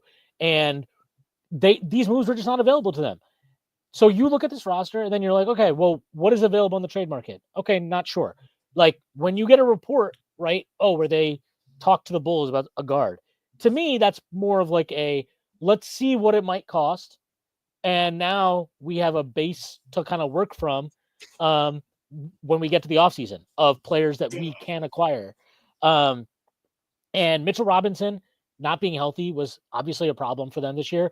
But Now you're going to get an opportunity to see what does it look like when he plays with Karl Anthony Towns? What does it look like when he's on the floor with these guys? And not just that, when you were thinking about trading him this year, if you were trying to trade him at this deadline, you were 100% going to have to attach assets. So maybe that Washington pick, some of your seconds, whatever it is, Deuce McBride, you're going to have to attach assets to him to get a piece that is good coming back. Whereas if he comes back and he's on the floor and he shows, hey, let's say he finishes the year healthy, like he gets through the rest of the year healthy and he plays well, I guarantee you in the offseason, at bare minimum, there will be teams that are like, yeah, we'll throw you a couple seconds or whatever to get this guy. So Chuma Okeke, no yeah, longer in the Knicks organization. Yeah, congrats to Daryl Morey. He's really assembling the Avengers over there, just like he did in the offseason. Oh, Morey has been making good moves at this No, deadline. he hasn't. No, don't get me started on Daryl Morey. He's doing a lot of good accounting work for the owners at this deadline. Like, congratulations, you ducked What was the tax. wrong with getting a pick? What was wrong with getting a pick to turn Caleb Martin into Quentin Grimes? Okay, that's like the only good move he made, though. And he also had to give up. He also gave up a second-round pick in that deal now too. Okay, so we turned Caleb Martin into Quentin Grimes? Yeah, but this is not a move. You can't sell that as a victory when the original point of getting Caleb Martin was like, he's good. He's going to help us win ball games this year. It's not a victory. I was writing articles about how KJ should be playing more than him, like 20 games into the season. Yeah, and then KJ got dumped. Like, the moves that they made the last 12 months, I want to say, hell, even going back to the Harden trade, because they basically punted last season for the purposes of keeping cap space open for this season. They made their moves. I think their moves were Andre Drummond, Paul George, Reggie Jackson, Kyle Lowry, Caleb Martin, and then re-signing Kelly Oubre. Oubre stinks. Drummond stinks. Caleb Martin just got traded. Reggie Jackson just got traded. Kyle Lowry is washed. And Paul George is the podcaster. None of their moves worked out from free agency. No, I'm just talking about the deadline, man. I know. But the deadline work is just undoing mistakes and getting under the tax. That's it. That's like all the rest of the stuff is fucking nonsense. Like they did not get Quentin Grimes because they love Quentin Grimes. They got Quentin Grimes because they were able to get off money and shave salary. And sell it as a yeah. And Nico Harrison has issues. That's why. Nico Harrison has brainworms right now. Brett Usher posted a picture of Miles Turner shooting a post hook over Spurs Tim Duncan, saying this is how long Miles Turner has been surviving trade deadlines for.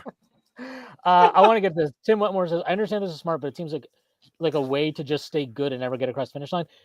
I don't understand this, because what has this front office done to make you think they're only interested in the self-preservation of themselves? Like if they were just interested in self-preservation and just staying, if they were just like, we just want to be good, we're not actually trying to win championships, we're just trying to be good, then they wouldn't have done the Mikal Bridges trade. 100%. You do not make that trade if you're not actually trying to push the needle forward. You would not make the Cat trade and jump through all these fucking hoops that they jumped through to make it happen. They had to go bring somebody back from Europe to sign them back to an NBA deal purely to serve as a human trade exception and then go back to Europe. Like, they are trying to win. The moves that there's no move that they could make this season that was going to get them to a higher level. That's just not real. Like, it was not there. And trying to force the move now when you have way more limited assets than you'll have and not just assets, but flexibility to operate in terms of the salary cap and all these aprons and all that shit. You have way less flexibility now than you will in the offseason. And I'll tell you what, if they are patient, and I think people should be, I'll put it this way. I think they're willing to trade the Washington pick. I think they're willing to trade Mitch. I think they're willing to do a lot of things. I guarantee, I would bet a ton of money that when the 2026 offseason comes around, so after next season, when that comes around, they will be now able, at that point, to trade the 2032 pick swap and the 2033 pick unprotected. I would be shocked. If they are not aggressive in using those two pieces, which will be seen as valuable because they're very, very far down the future, at a point where a lot of these players might not even be on the Knicks at that point, right? Who knows what the Knicks roster will look like in 2033? Those will be viewed as valuable assets. I'll be shocked if at that point they are not looking to aggressively use those assets to acquire the type of needle moving piece who could seriously push them over the top, if they're not already over the top by that time, because I think they will make moves in this offseason, and I think they'll have a better ability to do that. So they have never shown to me a complacency of we just want to be good. I think they've taken risks, and non-traditional risks in a lot of ways. Like not trading for Donovan Mitchell was a risk in and of itself. And to use that team as an example, the Cavs, after we smoked them in the playoffs in 2023, and even after the last season, right? A lot of people were like, where's this team headed? This team isn't going anywhere. They need to trade Jared Allen. They need to do this. Garland and Donovan Mitchell can't play together. And now look at them. Now look at their depth. Oh my, they're a championship contender. Things can change quick, and they can change in ways that maybe aren't so straightforward. And I think I personally feel comfortable giving them the benefit of the doubt as far as managing assets, building the roster, making trades, and player development, internal player development. That's something they've been consistently good at under Tibbs. So give it time. I did not view this year as a championship contending year for the Knicks. So maybe that underlying feeling for me makes it easier to kind of get to this viewpoint. But like I think next year is the first year that they will be, for me anyway, truly operating on, relatively speaking, title or bust kind of an eval. I think part of the reason why we can think this way is because they gave themselves flexibility with keeping their 2030 swap. Next year, they get their 2032 swap. I think they're prudent. They're usually more aggressive in season than in the offseason because the last offseason moves they've made, 2023 was signing Dante, 2022 was signing Brunson and Hartenstein, but for the most part, they've been pretty fine in the offseason. They make their moves here or there. They make them pretty early. And then midseason, they assess and then they make their more aggressive moves at the deadline. This is the season where they were like aggressive in the offseason, and now they're kind of evaluating. So I get your point. Like, I agree with what you're saying. I think they're going to take the season as a whole. They're going to go into the offseason with a little bit more capital at their disposal. And a better understanding of their team. Like, Mikal Bridges was not on the team last year. Karl-Anthony Towns was not on the team last year. Well, so I was going to say, not even aggressive in the offseason. They were aggressive from start to finish of the offseason until literal day. Do you guys remember how they had to sneak Cat in the back of the Tarrytown facility because he was not officially a Knick yet? So, like, the fact that he was even there for media day was, like, weird. You know what I mean? Like, it was that close to the season. And that was media day. That wasn't like some special event for season ticket holders a month out from opening tip. It was media day. They were talking about Julius Randle at center the week before the trade. They go from media day. The whole team goes to media day. The reason Cat went to media day, he had his photo shoot later. We know that, right? But like because of the saga of the morons who follow which order the players are in the. Yes, Hubert.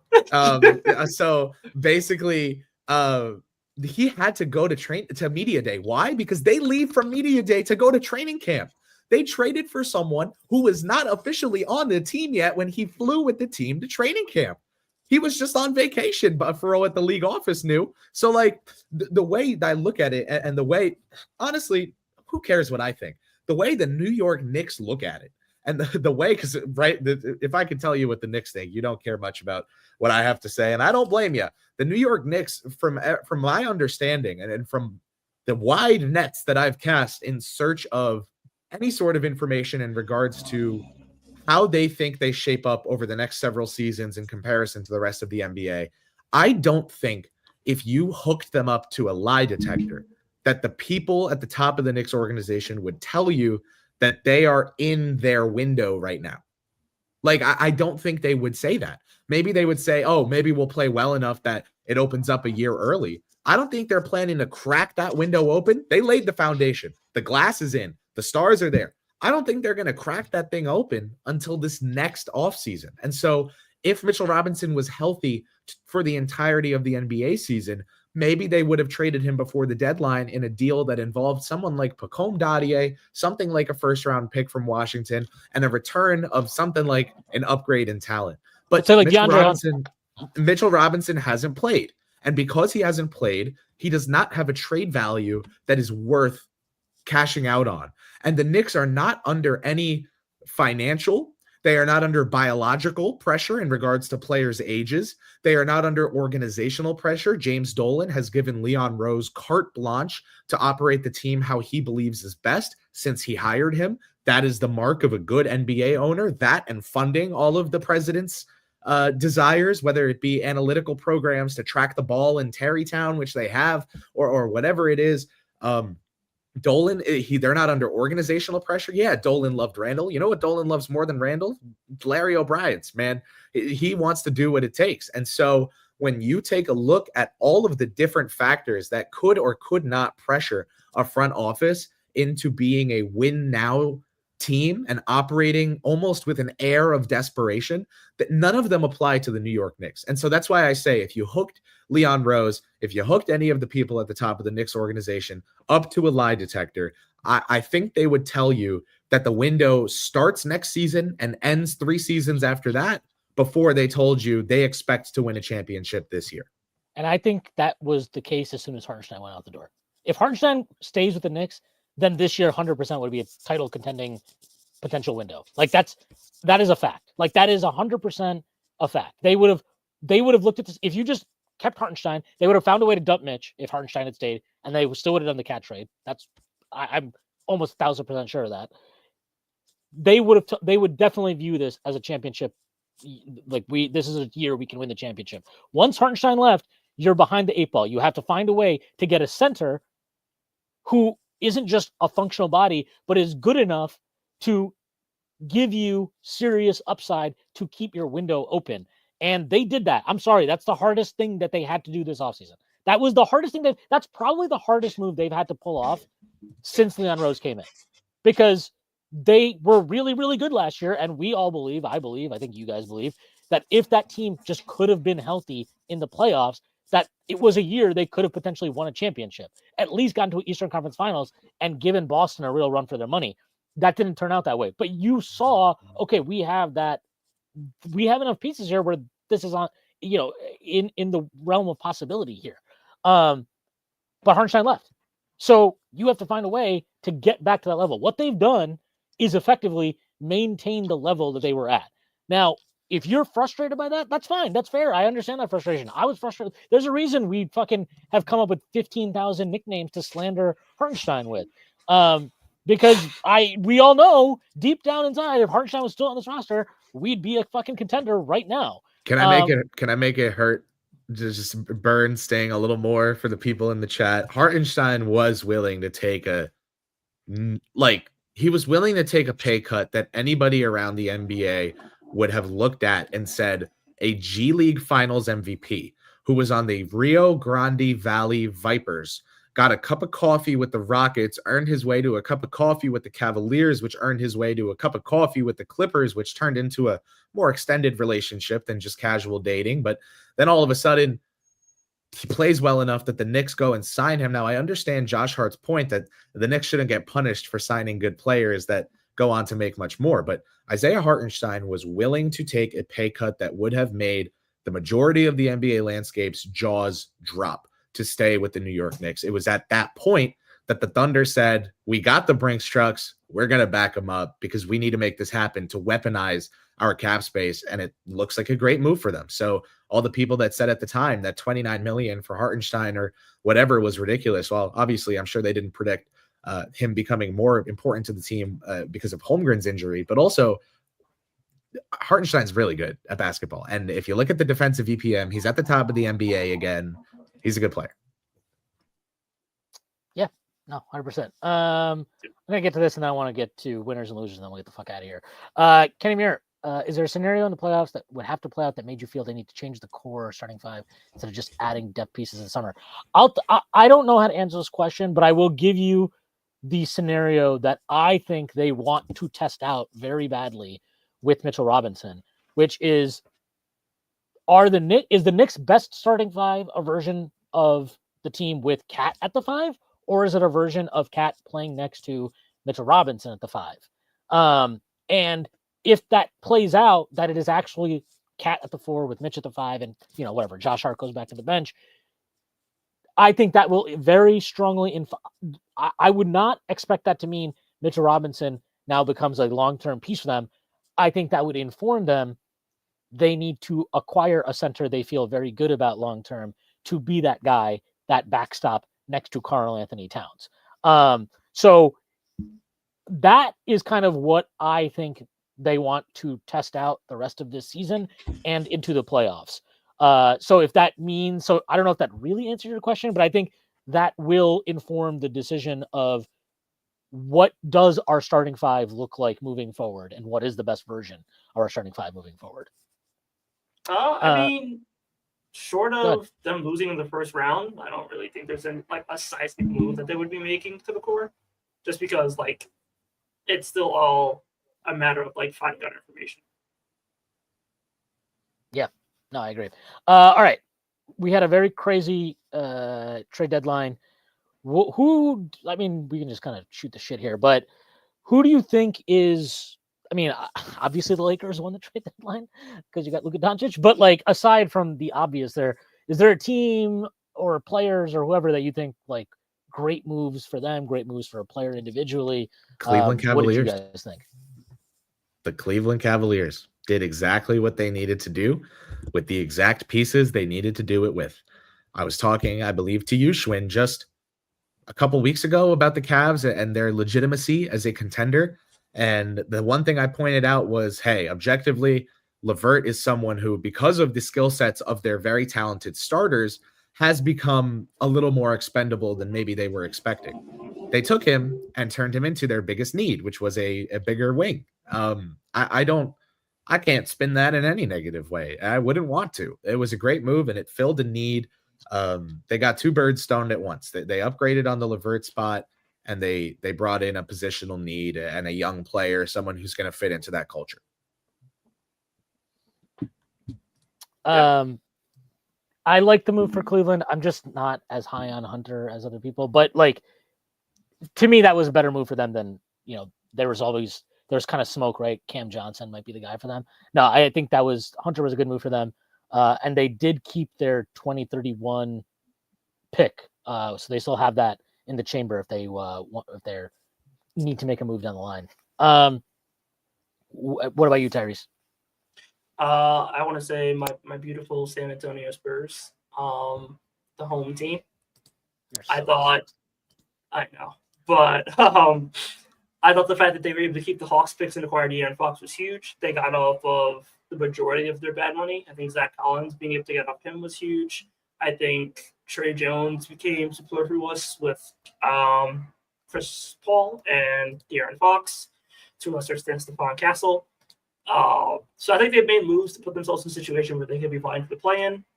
Teams get more expensive, unfortunately for me, but I think they've set themselves up for now and for the future, and they still kept the majority of their asset base, which is really good to see. Yeah, no, I definitely agree that was a. I mean, I'm not even a huge Fox guy, but to get him at that price is basically a fucking no-brainer home run for them. So kudos to them.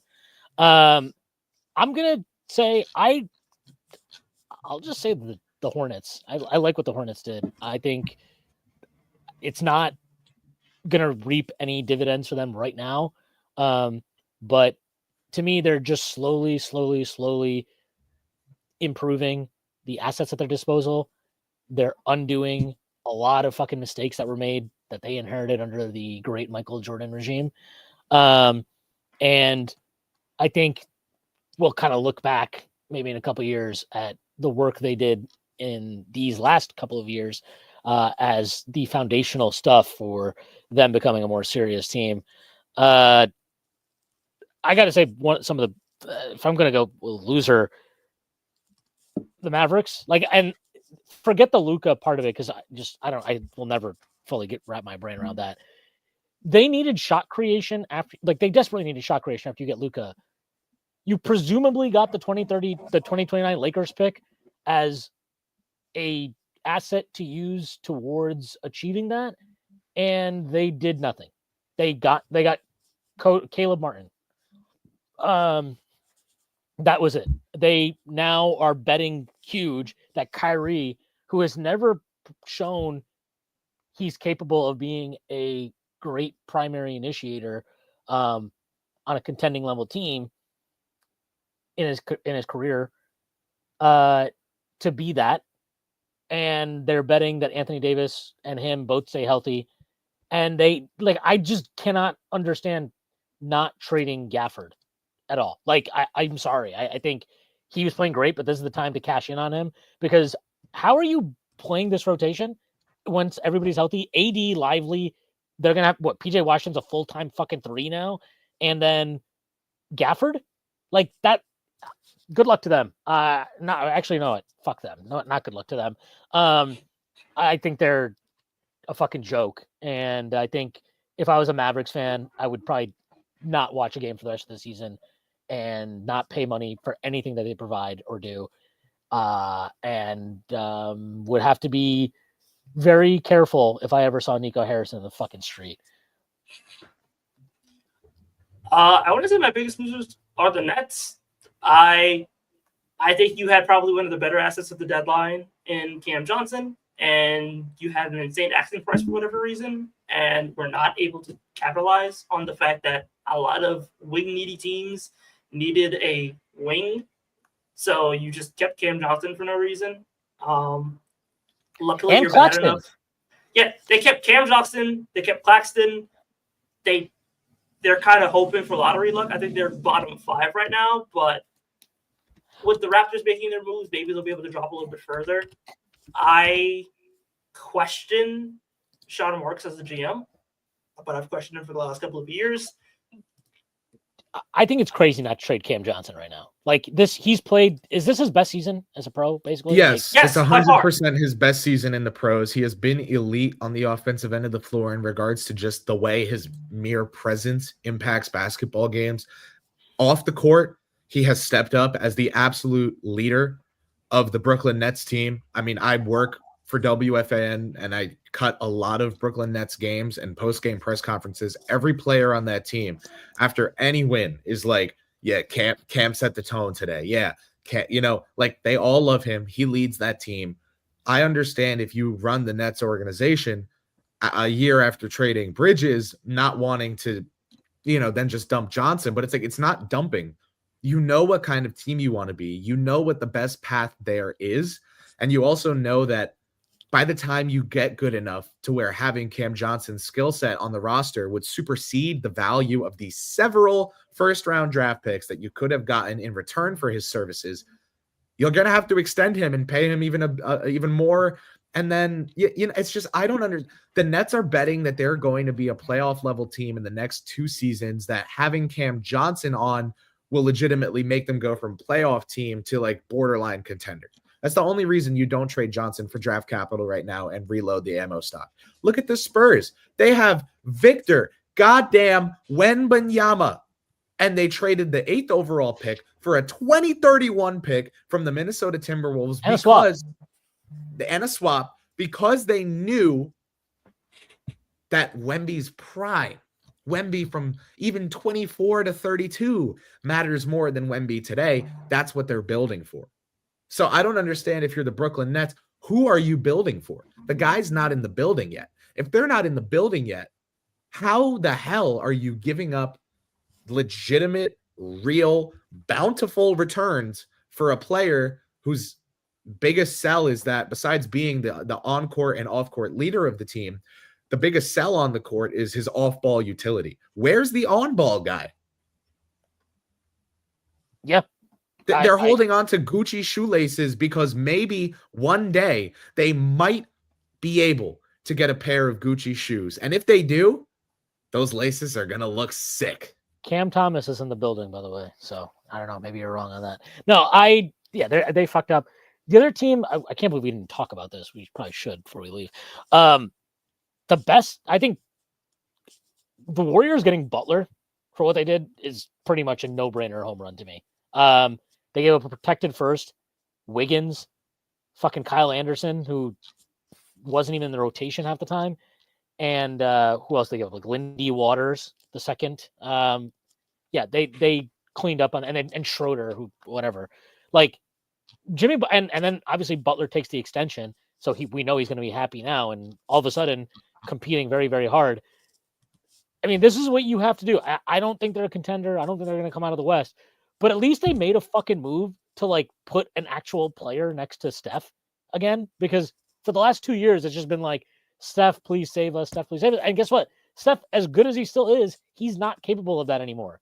He's not that guy anymore. He's not a top 5 player. He's not a top 10 player, probably. Stephen Curry, if you can hear us, please.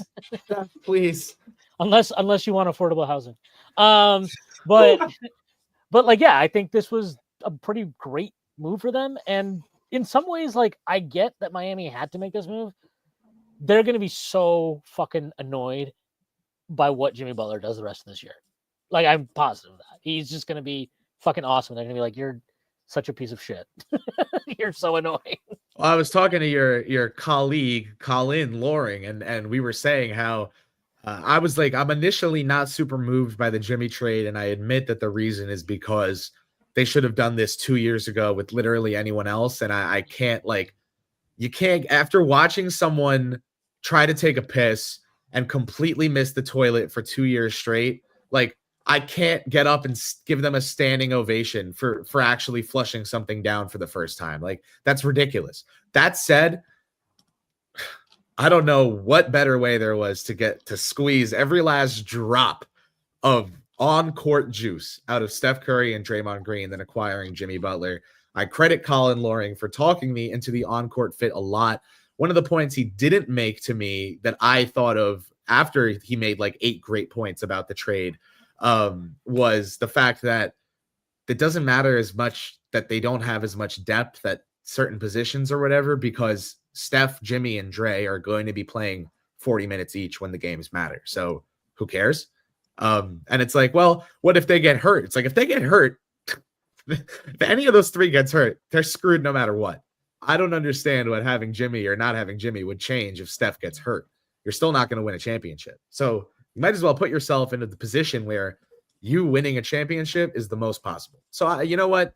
I ended up liking this move for the Warriors. This is like a B+ at worst, probably an A- move for them. For the Heat, probably like a B. I don't think it's this like steal that people are making it out to be. I know the kid who told the Heat bench said they robbed him and whatever, but I think looking at the package they got back, it's like the worst possible return that you can sell to the fan base, and that is something, but not worth, again, applause. It's basically gonna be like this is my thing. I think it's gonna age in this current year like the Cat trade, where you're gonna be like, oh, of course, yeah, wait, of course, Butler's fucking Jimmy Butler. It's way better than Wiggins and a protected first round pick. Because that's the return. Yeah, no, it's a fun move. And Colin said this to me too. I'll shout him out again. He said, fun is fun. Like, no matter what, this is going to be a fun move for the NBA at large, because now Steph Curry and Draymond Green are not rotting away with like fun borderline NBA guys that the Warriors found out are really worth like $5 million a year. They're going to be rotting away with Jimmy Butler, worst case scenario, which should be very fun for all of us. Yeah. The locker room will be fun. The noise coming from the locker room will be really fun. How special is Steve Kerr? Like becoming a wartime conciliary. Like, wait, like what was up with that? Like the tweets are coming out. I was gonna say, you would think like they announced that like somebody crucial to Kerr's basketball growth as a person died. You know what I mean? Like Phil Jackson. Not to put that out there. I'm just saying, like, they're tweeting. If you saw some tweets without the context, it's like Steve Kerr is in immense distress. He's walked out of the locker room with his head hung low.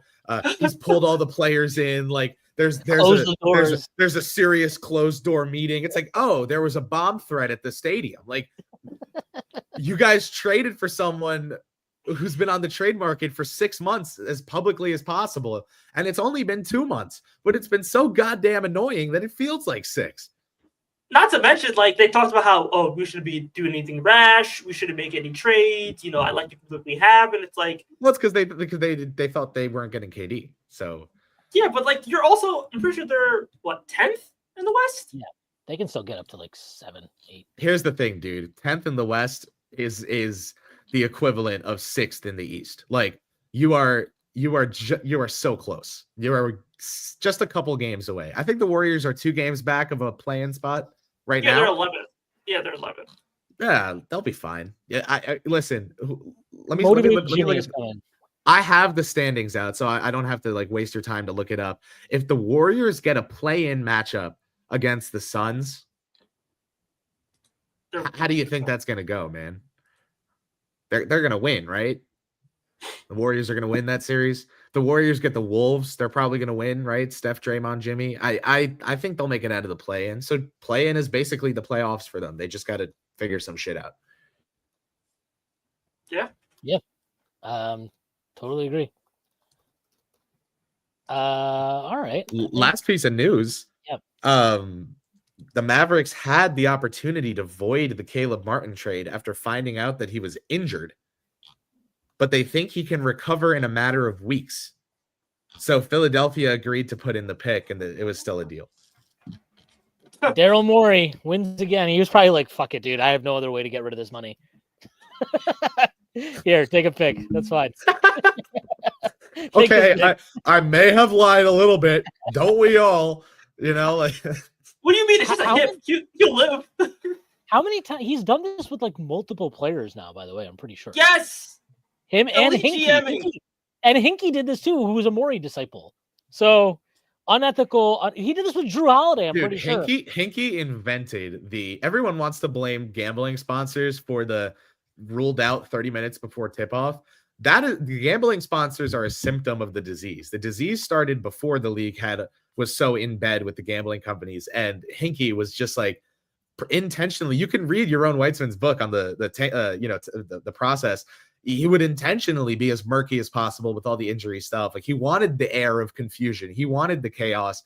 And then the gambling companies have kind of cemented it as being okay. But this all started over a decade ago. NBA has been the worst injury reporting league since I was 12. Yeah. It's shout outs Sam Hinkie. Your legacy lives on. All right. I think that pretty much covers everything that anybody would have wanted us to cover anyway. Chris, anything that you want to plug before you get out of here? And thank you again for joining us. Oh, thank you guys so much for having me. This was so exciting, and then it was fun while reacting. Even though they were smaller trades, it was fun reacting with you guys as they came in. I just had an article come out yesterday, late last night. It really only promoted it today.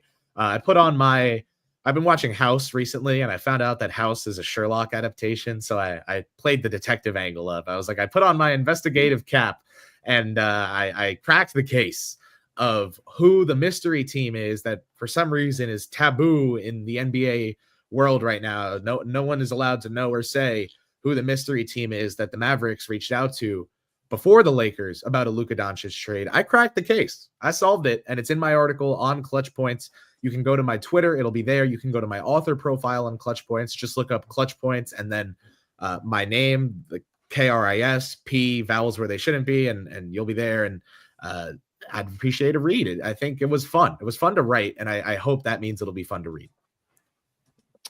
Yes, I will definitely be checking that out. I think I know who that player was, but I will let people read the article to find out for themselves. Tyrese, anything you want to plug before we get out of here? I'm just going to plug my Twitter at _StanTine. That's STANTINE. I love football. I love the Giants. My face is on those things are actually true, though. Yeah, I know. My face is on Strictly NFL. And Hey, you can see me when you subscribe to the Patreon.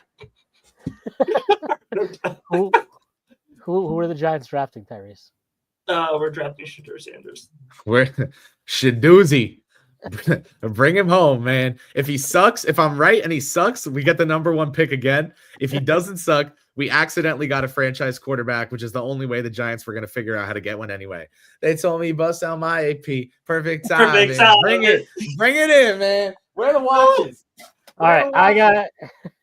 I have nothing to plug. So. Bring him home. They told me bust out my AP. Perfect time, man. Come on now. Those diamonds shining, brother. Come on, man. Y'all don't rock with the Buffaloes? I only Come got one. on, man. so Come old. on, man. I They have no told idea. me bust out my AP. All right.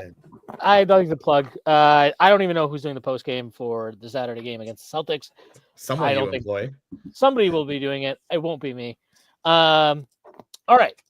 That is our trade deadline show for this year. Thank you for everybody that joined us. Thank you for thank you for everything. So, all right, that's it. Thank you to our sponsor, Bet Online. Peace.